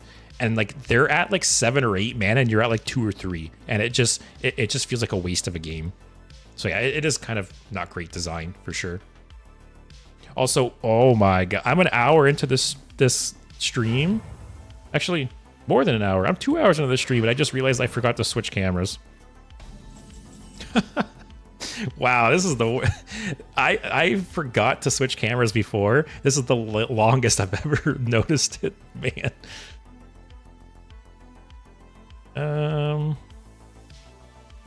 Ooh, I can get 2 of these with Sonya as well. Gotta get the weapon going. Wow, I can't believe I forgot to switch the camera for 2 hours. Well, if I end up editing any videos for YouTube out of that, they're gonna look a little weird. Also Void, also worth bearing in mind that ramp, kind of like OG Brand, is an effect that only gets stronger with power creep. So a 2-mana growth now is so much better than before. Oh, for sure. Because, yeah, like you said, right, there's better cards you can ramp into now. It's not like you're ramping into a Yeti anymore.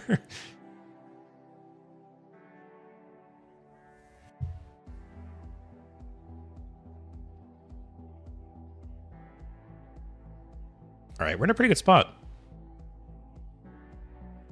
So once again, this is 7 mana, right? Because you play Vlira's Gift, you play the Deadly Poison. Or wait. How much mana do you need for this? Is it 7 or 8 mana? I can't remember. 2, 4...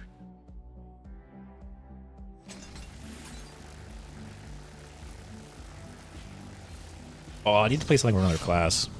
Alright, let's do this. Give me something playable.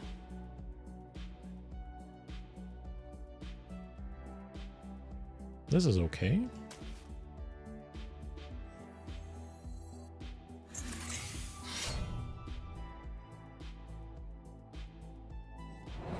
Not like, what else am I going to use the Shadow Step on, right?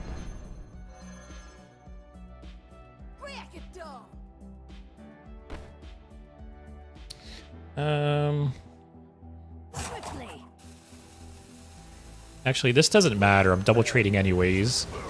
Let's do this first. See what we get. Sure. Justice is mine. Justice is mine. Oh, Axel at 7? Okay. So maybe on 8. 8, I will play Sonya. I'll pop off Valira's Gift, and I can play 2 of these Infested Watchers. Oh, which maybe I should have waited to Shadow Step Sonya, because then I could have doubled up all the tendrils, actually. I could have got to 8 cost spells. We'll see, I still might do it.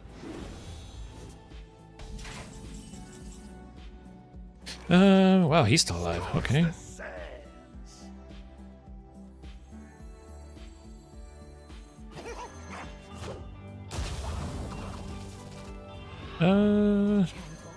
Let's see what I get.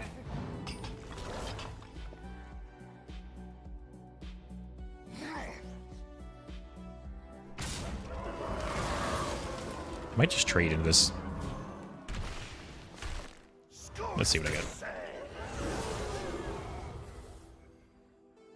That's kind of fun. Sleet Skater's also good.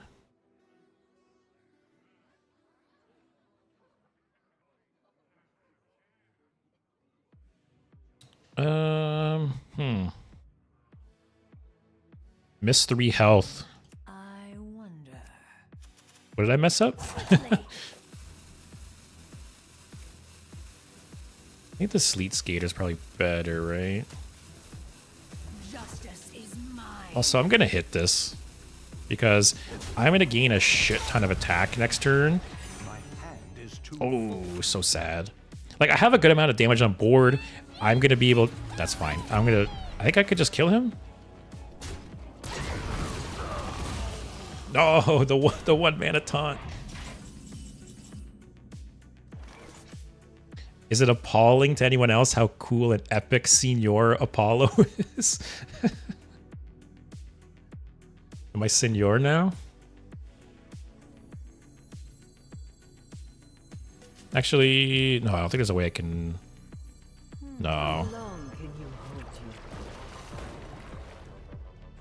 All right, let's see if your math was right, Axel. I trust you, though.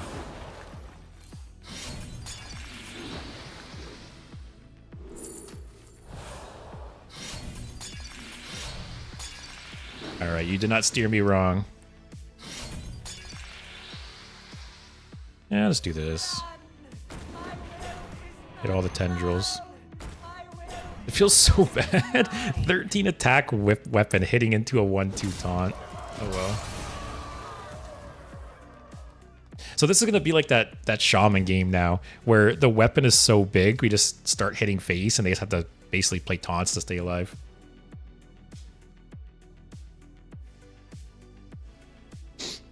Axel, you weren't born in North America. Where do you live? I was born and raised in Canada.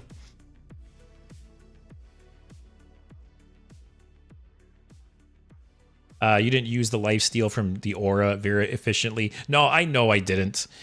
My logic was the attack buff on the other dude made no difference because in the end I was going face and trading regardless, but I wanted to maximize the damage to face, and maybe Velarok would have discovered something that made a difference. But yeah, that was my logic. Oh, Axel, you're also Canadian. I feel like I've seen so many people in chat from different like European countries and stuff. I don't think I've ever seen a single other Canadian. Or you're the first Canadian to speak up at least. Actually, do we just have lethal on board here? Yeah, we do.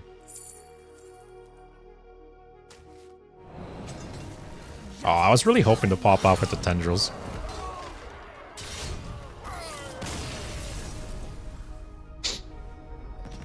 Jammies says, be careful, I might ask you for your address and social next.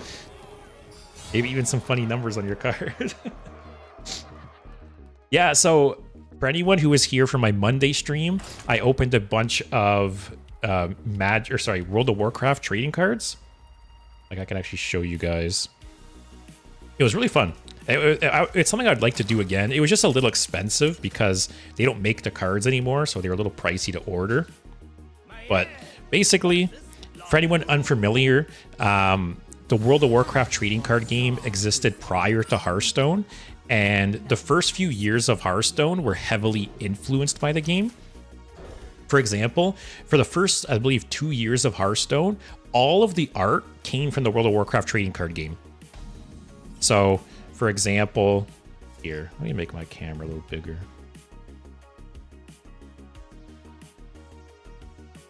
So, for example, hopefully, yeah, see, there's a card. If you guys recognize that art. Here's another card. There's another one you guys will recognize. Oh, here's a good one. Forked Lightning. Oh, we got Vanish. So, it's literally like physical Hearthstone cards, pretty much. Got Voidwalker. Let's do something. What else do we got? Arcane Shot. Got Lightning Bolt. So yeah, I opened these packs on Monday. And what I'm going to do, I'm going to have a giveaway in the Discord. Maybe next week. We'll have to see. And basically, I'm going to mail these out to all you guys. So I have, you can see, whole stack here. I don't know, 30 cards, I think, that I opened up like 12 packs, but I put aside all the ones that have Hearthstone art. I think it's like 30 cards. And yeah, I'm going to send them out to all of you guys. So I'll put a post on the Discord at some point. I don't expect you guys to like share or retweet or do any of that shit. I just thumbs up the post and you'll be entered in. And like I said, I'll mail out a bunch of this stuff to you guys. Sap is okay. Or more Excavate. More Excavate. Oh yeah, so jammies. That's why I brought it up, because I was gonna make a joke. Axel saying that if you win, I just need the first and last 4 numbers of your credit card to send you them.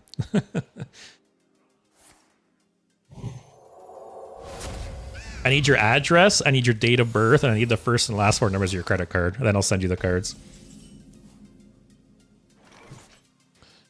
Let's see what we get here. Love Everlasting's cool. Oh, more Excavate though. Also, outside of the packs, I also,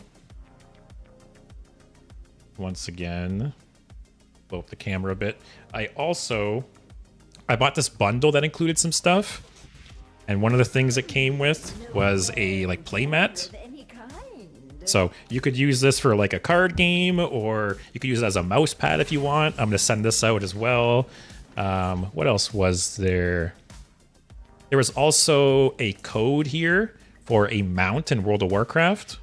I'll be sending that out. There's also a deck box. Do you play like card games at all? There's a deck box with a divider. So yeah, I'll be sending out all this stuff. Like I said, I'll make some posts on the Discord. All you gotta do is just thumbs it up, and I'll send this stuff out to you guys. I did this as a little celebration for hitting 1,000 subs. That was my idea.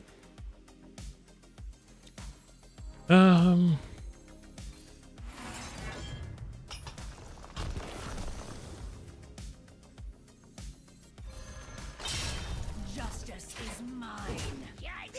Alright. Wonder if this is Reno Shaman too? Also, Axel says, I don't got money, I live in Canada. Yeah, me and my girlfriend are in the process of trying to buy a house right now, so I feel you there. Not fun.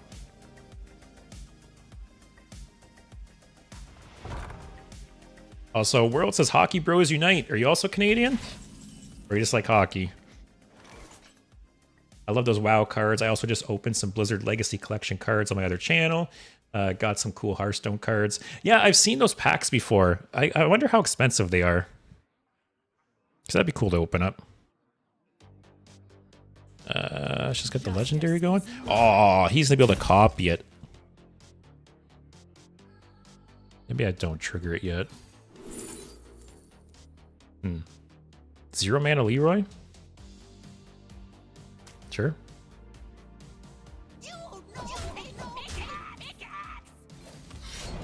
Alright, I'm gonna wait to play the Scorpion until I have like a Breakdance or a Shadow Step, because I don't want him copying it.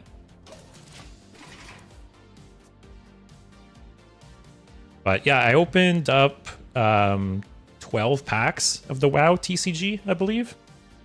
I bought packs from a couple different expansions. I didn't realize actually that some of the cards I bought were from the first and the second expansion, which came out. I have my notes here still, I think.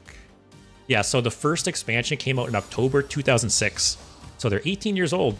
That was cool. It's the oldest like pack of any like card game I've opened before. So that was pretty neat. Oh, has he got a Dirty Rat or something? This hand's actually rough. I don't got Spectral Cutlass. See what I get here.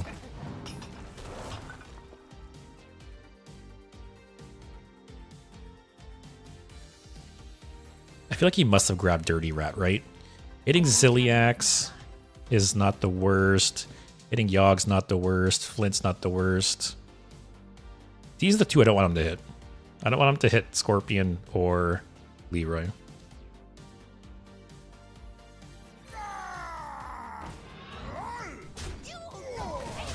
Alright, let's just chill, I guess. Don't got much else to do. Also, World, they're like $30 at Target if you can find them, but I paid $130 for a box off eBay. That's not too bad. Gonna rip some through stream on the other channel. Yeah, I think I paid like $150. I bought 6 packs, and then I bought this bundle. That the bundle had 5 packs, the play mat, the deck box, and it was like $150. And it kind of sucks in a way that it was basically $150 for nothing. Like, I don't get anything out of it. I'm not selling them, I'm giving them away, but whatever. It was for 1,000 subs. It was fun. Okay. Man, one off Yogg. Yogg would be great here. Also, he didn't have any good hits off that. So I need to get rid of 2 cards. What do I just Flint?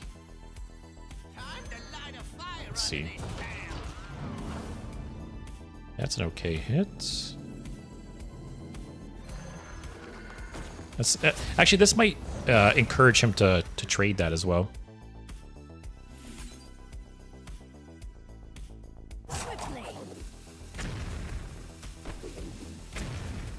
All right, give me something here I can like prep. Ah, shit. All right, I'm guessing he's gonna steal this, which isn't the end of the world. Still not in a very good position though. Although we can Zilliax or Yogg next turn maybe.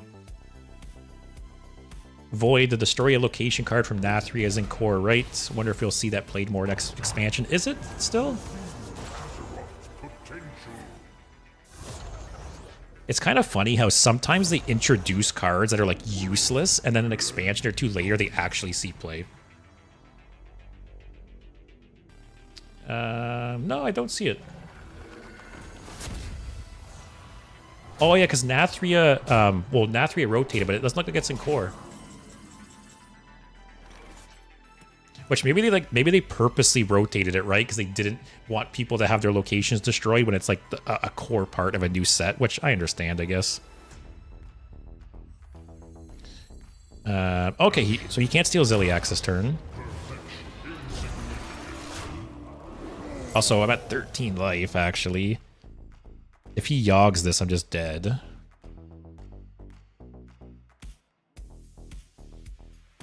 Do I really Leroy and trade here?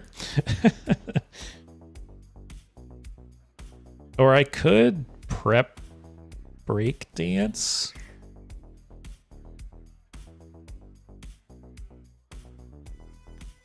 Oh, man.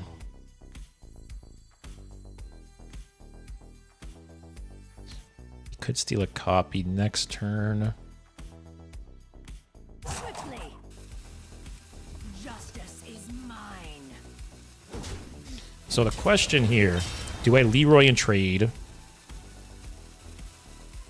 Do I prep breakdance?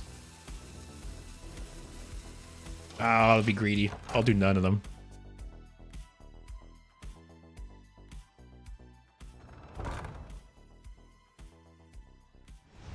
Oh, I grabbed that from ETC. Okay, that's not the end of the world. He still has to get through it 2 more times.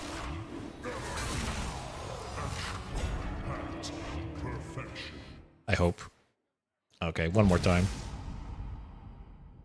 Alright, I'm gonna Yogg and steal it. Man, having Puppeteer is such an annoying card.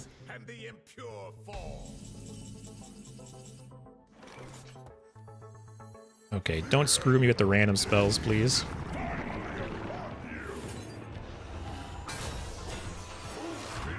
Oh, that's... Oh, it's the worst target. Sonya's gone. Spectral's gone. Oh, that was rough.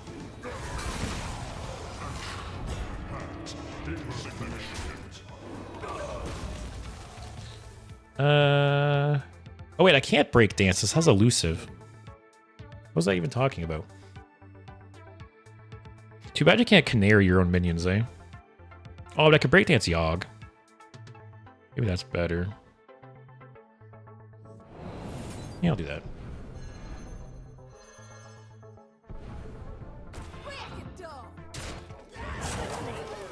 So it's 6 health, damn.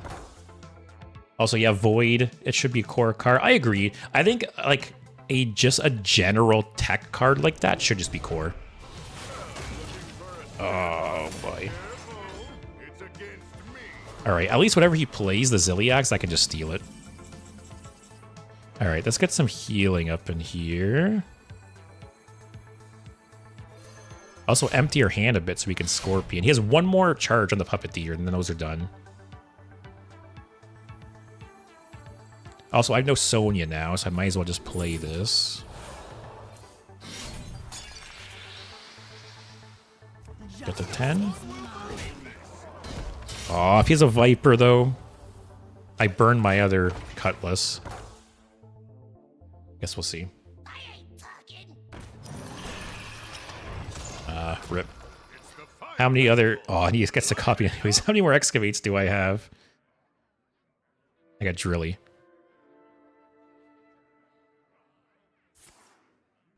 Wow, he didn't copy that. See, I have to say, though, I think this style of priest deck is awful. Like, it has no win condition. Its win condition is just copying your cards. It's fun to play, don't get me wrong. I think decks like this are fun to play, but they're just dreadful to play against. This is discard your lowest cost spell. I don't want to discard Shadow Step.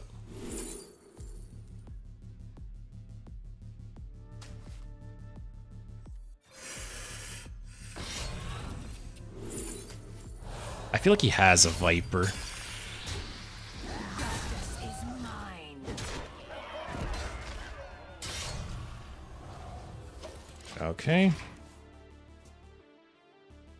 Next turn, Baby Yogg. Actually, Leroy Shadow Step has 12 damage, right? If I can get my weapon big enough, that could be a lethal. There's simply nothing I can do. Also, Void, I think I'm confusing it when it got tradable versus when it was added. Oh my god. Not harmonic hip hop.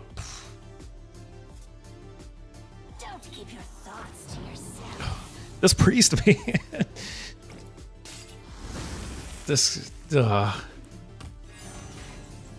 Okay, that's good top deck at least.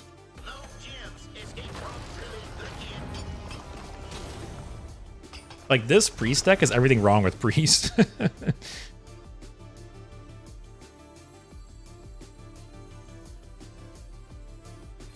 see what we get.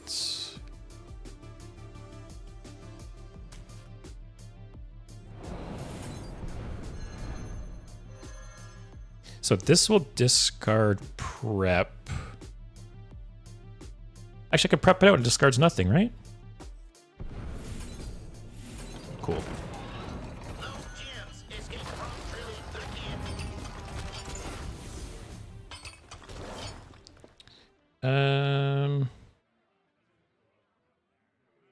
Do I just go face here? I have like a lot of burst damage from hand. It's the fire festival. Justice is mine.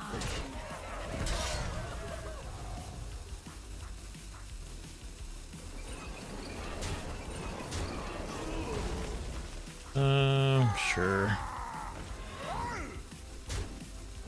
All right.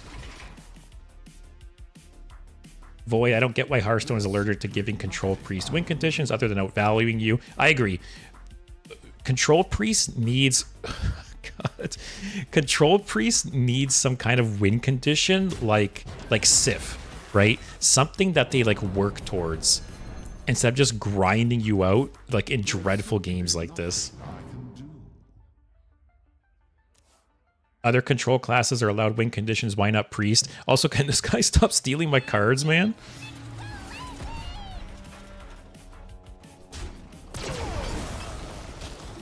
Alright, got Shadow Step.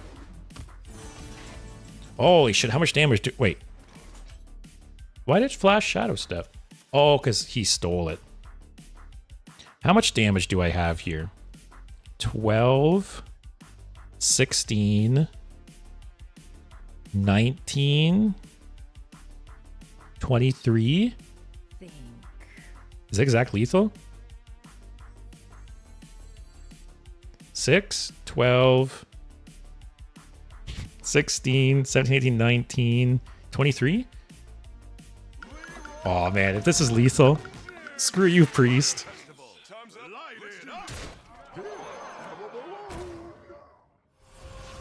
Alright, so then trigger that. Oh. This is mine. Oh, that was dirty. That's karma. Screw you, Priest. God, what a dreadful game. I'm so happy I won that. But I agree, Void, that other control like decks and classes have win conditions like that. That Priest should have one too. I agree, 100%. And that's what I've been waiting for. I was hoping like this expansion or next expansion would give Priest some kind of card like that. Like give them some kind of strong hero card or some kind of legendary like Sif or Odin. But apparently not. All right, another Paladin. I'm surprised I haven't seen more Paladins, to be honest. None can escape my fury. Shovel. Actually, I'm gonna keep this whole hand. Man, that last game was satisfying though. I love beating like annoying decks like that.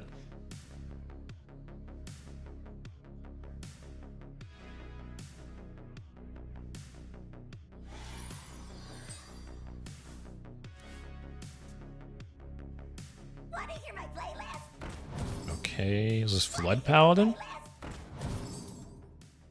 Alright, having Shovel's nice.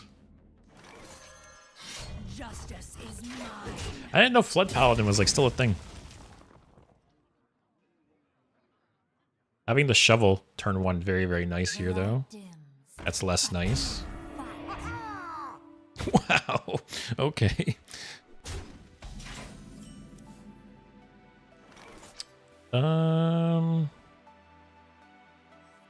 Let's see what I get. Oh, do I coin that out? I think I do. Then I can Velorock next turn. All of those little shitters have 1 health too, right? Justice is mine. Okay. Ideally, I would like to Velorock on 4 and Breakdance if possible, but we'll see what he does. That stupid spell that gives you 3/3s, that's 4 mana now, so... Oh, what's that? What Forge card is Flood Paladin playing? Like, they're not playing Muscletron. Actually, they might be playing Muscletron, because he's got Southsea Deckhand. Is this Flood Paladin? I'm so confused. So, I'm actually not gonna... I'm gonna save Velorock for next turn, then.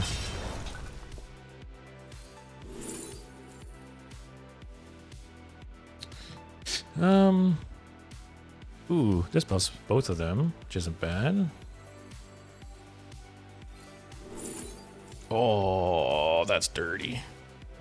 Alright, GG, guys. I'm gonna keep this one stealth. Yeah, this game's over. Double Blizzard, I think we're good.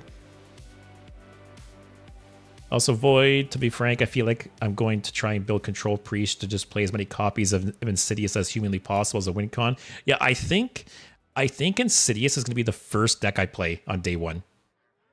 It's a little bit forgotten about because they oh, it is Muscletron.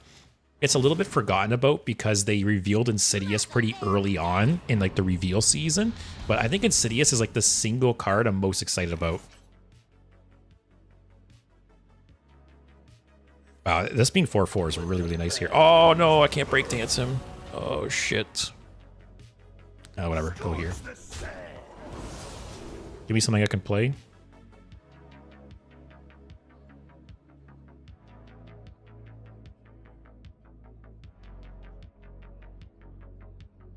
Army to dead. It's a little rough. I forgot about the spell increase. Oh well, he's probably gonna trade. That's fine. Or he might have the weapon, right? But yeah, Insidious, like I said, Void. I'm looking forward to that for sure. So, just as a reminder, the week the expansion comes out, I actually took that whole week off work. So, I will be streaming every day of the release week. On day 1, I will be starting stream around 12 or 1, basically when the expansion launches, and I'll be streaming at least 6 hours, and then I'll be streaming every other day that week, and I'll also be streaming like 4 to 6 hours those days. So, yeah, lots of streams that week. And I'll be trying to release like at least a video or 2 every day as well, highlighting some of like the new decks and stuff like that. So this is 5.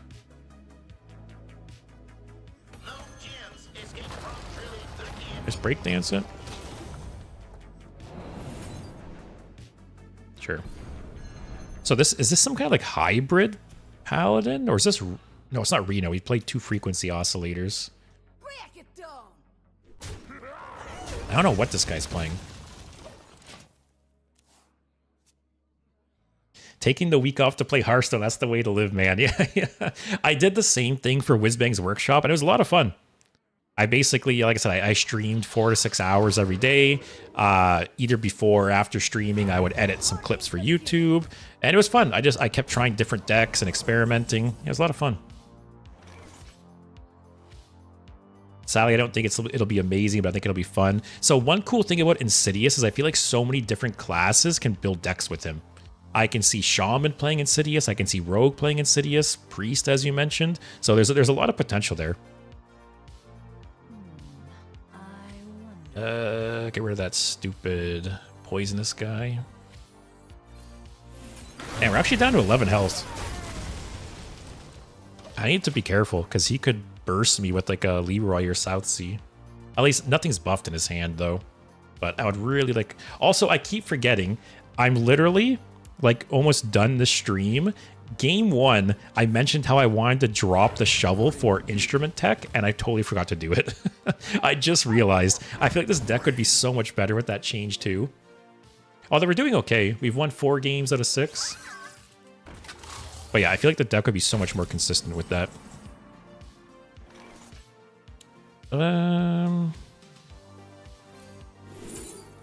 Last wave's not bad, right?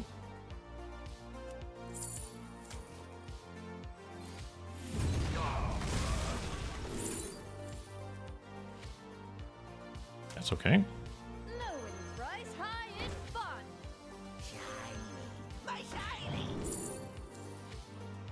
All right, more Excavate. I really need Spectral Cutlass. I'm worried about getting like one shot out of nowhere here. Also, World, something I started doing on the big YouTube channel is replaying my matches on a vertical live stream to bring in non-subscribers from the shorts feed. Worked pretty well for views and subs. Yeah, I've seen some posts on Reddit, people talking about doing like vertical live streams as well. Have to look into that sometime maybe. Although, is it possible to stream to YouTube both like standard and vertical at the same time? Or you have to pick one or the other? Also, I really need some healing here. So this is the mini, which we don't care about. My worry, though, is a South Sea deckhand or Leroy getting buffed up.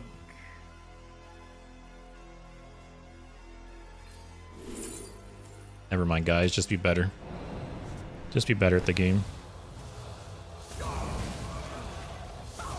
Okay. Let's get Drilly going. Ooh, collapse too. All right, I think we're good now.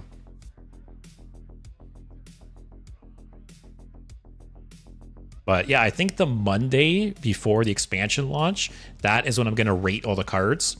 So for anyone who wasn't here earlier, basically what I'm doing is I'm going to post a poll online for all my viewers to rate all the cards on 1 to 5, or like if you don't have to rate all the cards if you don't want to. You can only rate like certain classes or whatever if you want. But I'm going to go through all the cards, and I'm going to rate them all 1 to 5, and then you guys are also going to rate them, so I'll have a viewer rating and my rating, and then we'll go back in like a month or 2, and we'll see how accurate we were. We'll see how bad we were at rating all the cards. So I think on Monday, I will post the poll, and then I'll give you guys a week to submit your ratings.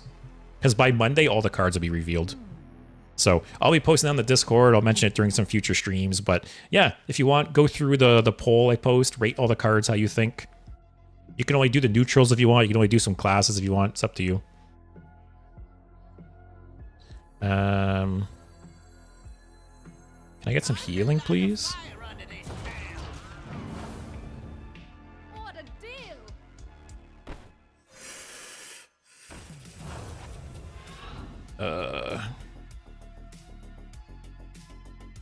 There's no way I'm like dead, right?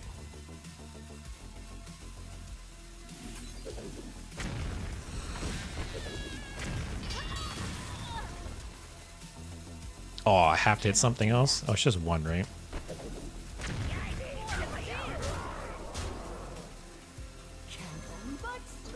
Oh, I better not be dead. Also, World, what I did was upload my matches and zoom in into the hero view. So when you see the middle of the board, it's good to look for non-subscribers who want to see stuff and then sub. So a live stream where I play the zoomed in clips on vertical while narrating the blade. But yeah, but just to be clear though, I can't stream like this and then also stream vertical at the same time, right? Or can I? Don't tell me I'm dead. All right, that's Muscletron.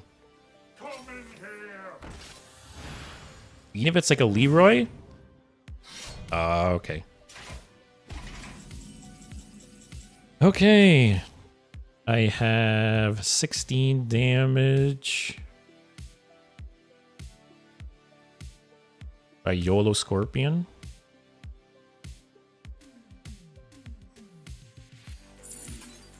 I should have played something else first. Whatever.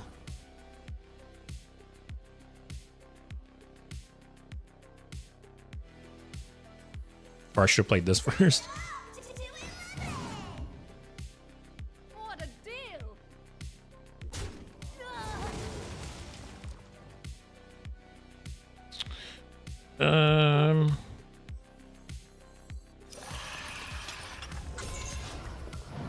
Give me healing or damage. Okay, it's lethal.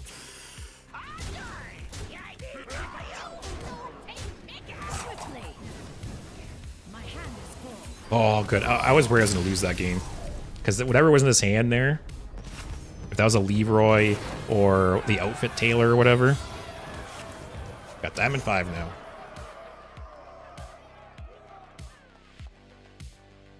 Isn't Collapse, Dagger, all face lethal? Oh, was I one off earlier? You could be right. I'm not. I won't deny it. Right? I'm awful at missing lethal sometimes. I need some plugin that like adds up all the potential damage I have and like flashes the screen if I have lethal. I need someone to do the math for me. Also, World, you could stream. Not sure if you use StreamYard, but you could set it to portrait mode, and that would put you in vertical on YouTube. Yeah, I'll have to look into it though, because like I said, I've heard some people mentioning that before. But yeah, let's play one more. I think had some good games this stream. It's kind of funny. I feel like I'm gonna concede this game. I want to swap out the shovel. Like I said, for the last game, I'll make the swap I talked about at the beginning of the stream. I didn't think you counted the hero power. Yeah, I think because I've had a dagger or a weapon equipped most of the time, I wasn't even thinking about it. All right, I want to make that swap. I talked about this swap literally the first game. I'll make the swap for the last game finally. But yeah, it's funny. I feel like I've won most of my games with like Spectral Cutlass versus the Scorpion. All right, so drop the shovels. But I'll just put both in because Spectral Cutlass, I want to make sure I hit it. All right, now the last game with the new and improved deck.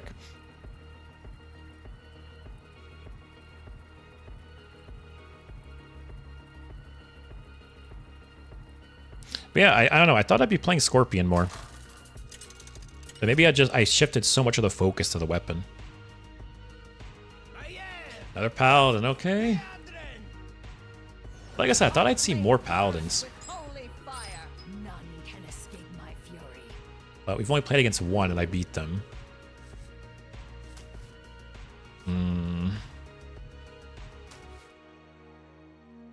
Like keeping these three would be so nice, but I'm so nervous against Paladin. Maybe just keep Breakdance, toss the rest. Also, World, to give you an idea, when you go into vertical, you might have 50 to 100 extra concurrent viewers at a time. Not all quality, of course, but some will sub up. I only do vertical and special nights for that. Yeah, maybe like even like once a week or something, right? I could always try it. Yeah, I'll have to look into it though. Let me make a note. To perfection.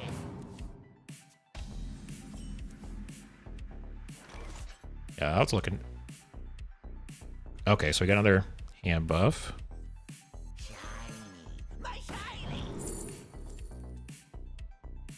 Oh, that's more like Sonya fun if I want. Probably Bladestorm is the way to go though, right? Yeah. This can get rid of some big threats, possibly multiple big threats. I can't wait for Perils cards for Burgle Rogue. Yeah, I've said it many times, but I love Thief Rogue. And yeah, they're getting some cool cards if I remember right. Let me look again.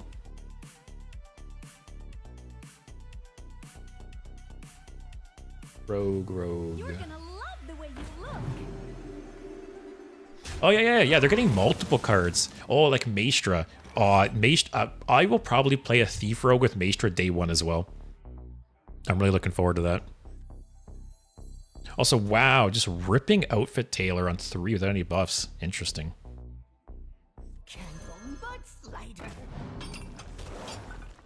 Oh man, that was hit the 3-1.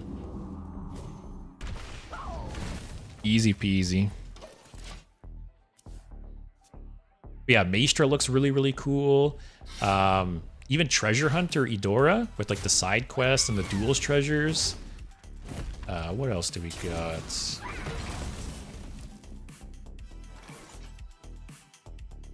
Petty Theft might be okay too. Yeah, I'm gonna play like a full-on Thief Rogue deck with Maestra, day one possibly. Yeah, Eudora. Yeah, that card also looks cool.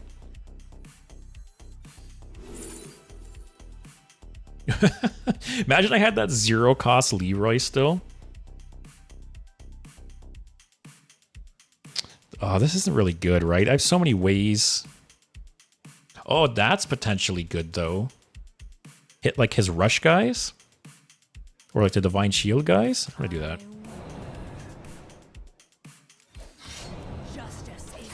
Also, you know, I was talking earlier about how I haven't opened a signature legendary in 3 expansions now. If I finally open a signature next set and it's the furry bikini Eudora, I'm gonna be pissed. I'll just actually, you can like clip this. I will disenchant that card if that's the signature I open. I'll be so mad. Okay. Really nice Blade Storm, though. Alright, so 2 charges are down. I think I saved Stick Up. Actually, do I just do this and save 3 damage? Or do I need to? No, I'll coin Drilly. And just take the damage. Kinessa. Yeah, Kinessa is the other Paladin legendary, right? Or Linessa. I'm guessing that's what you meant, though. Are you going to stream your pack opening? Yep. So with Whizbang's Workshop, like I mentioned, I also took the week off work with that expansion. And yeah, I streamed all my pack opening. So I'll be doing that again, too. I'll be live Ray's expansion goes live. It's usually around like 1 p.m., I think, Eastern time. I may have to hold you to that. Yeah, no. If I open, like I said, I haven't opened a signature in around like 500 packs. If I open that one, I'll be so mad. Yeah, this is okay, right? And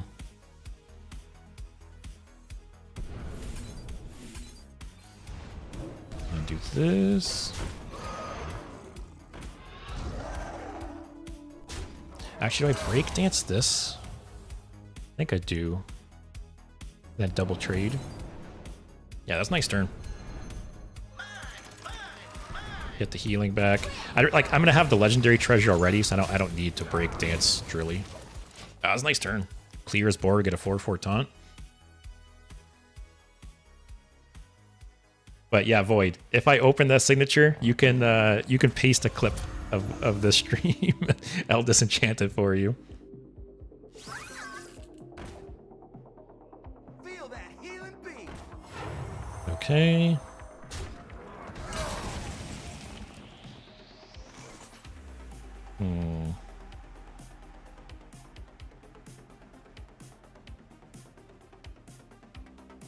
I kind of want to dump my hand a little so I can play the Scorpion. Oh, that's nice.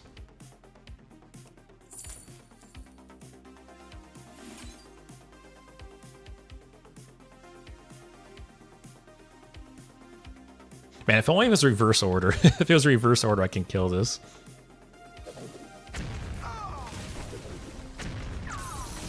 Oh.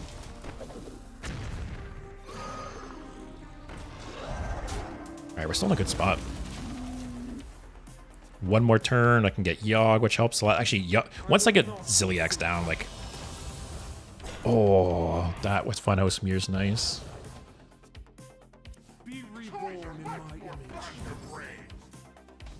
Also, when I test, I'll double Funhouse Mirror, which is really strong.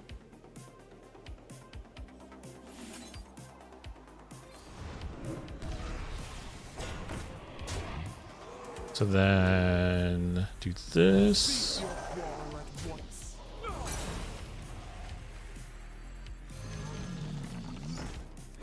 Wow. Yeah, I don't know if he has any way to deal with this. And if he does deal with it, I got Ziliax next turn. Also, I dropped the shovels for the instrument tech, and then I don't draw either instrument tech or either Spectral Cutlass. Do I just steal it back? Oh, that's dirty. Hit my thing? Amazing. Also, Void, the longer you wait, the more you'll unpack eventually. We'll see. Unless you guys keep stealing my signatures.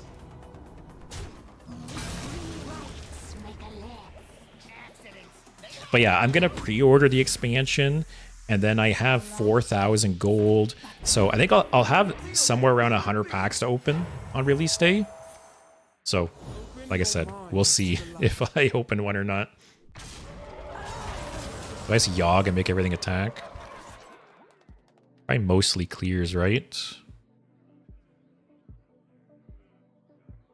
I'm assuming.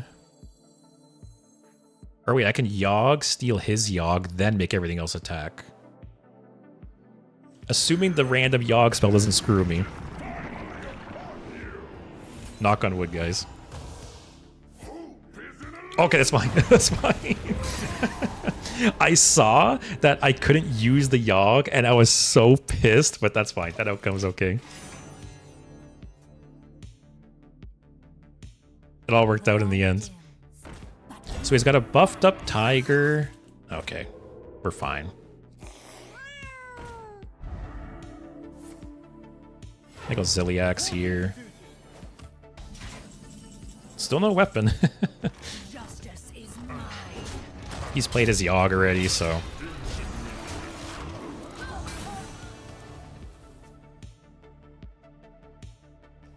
Yeah, Void. I just need RNG. That's all you need. The Yogg RNG. So I think I'll Scorpion here finally.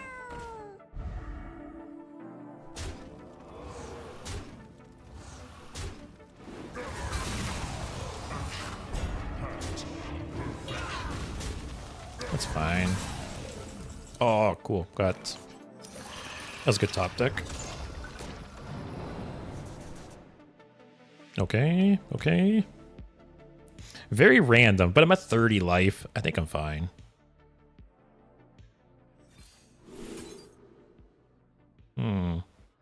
Shadow Step could actually like hurt me, right? If I have something on the board I want to attack with.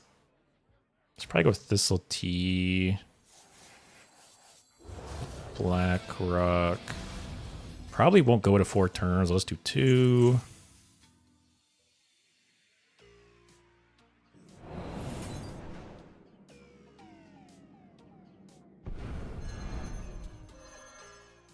Man, can I draw like a weapon or what? That is the question. Justice is mine. All right. I think we're fine. He's got 6 damage on board. We're at 29. He's top decking. So anything he does play is not really going to be like buffed at this point. Yeah, he's got Muscletron. Who cares?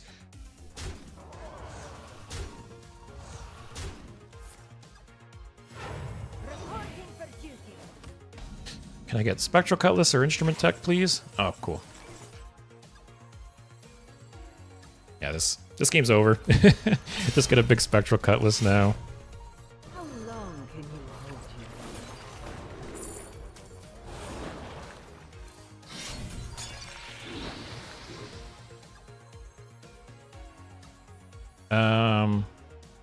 Oh, actually, I don't want to. Oh, I kind of screwed up, right? Whatever. Justice is mine. Yeah, it's fine. I still won.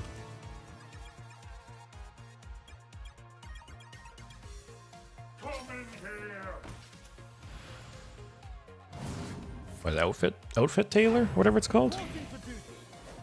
You're gonna love the way you look. Yeah, that's fine.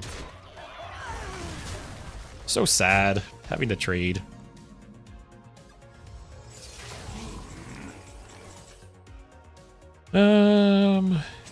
You go there.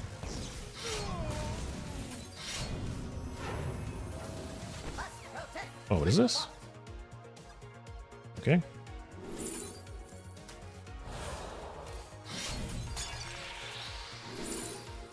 Ooh, okay, taunts. That's nice with test too.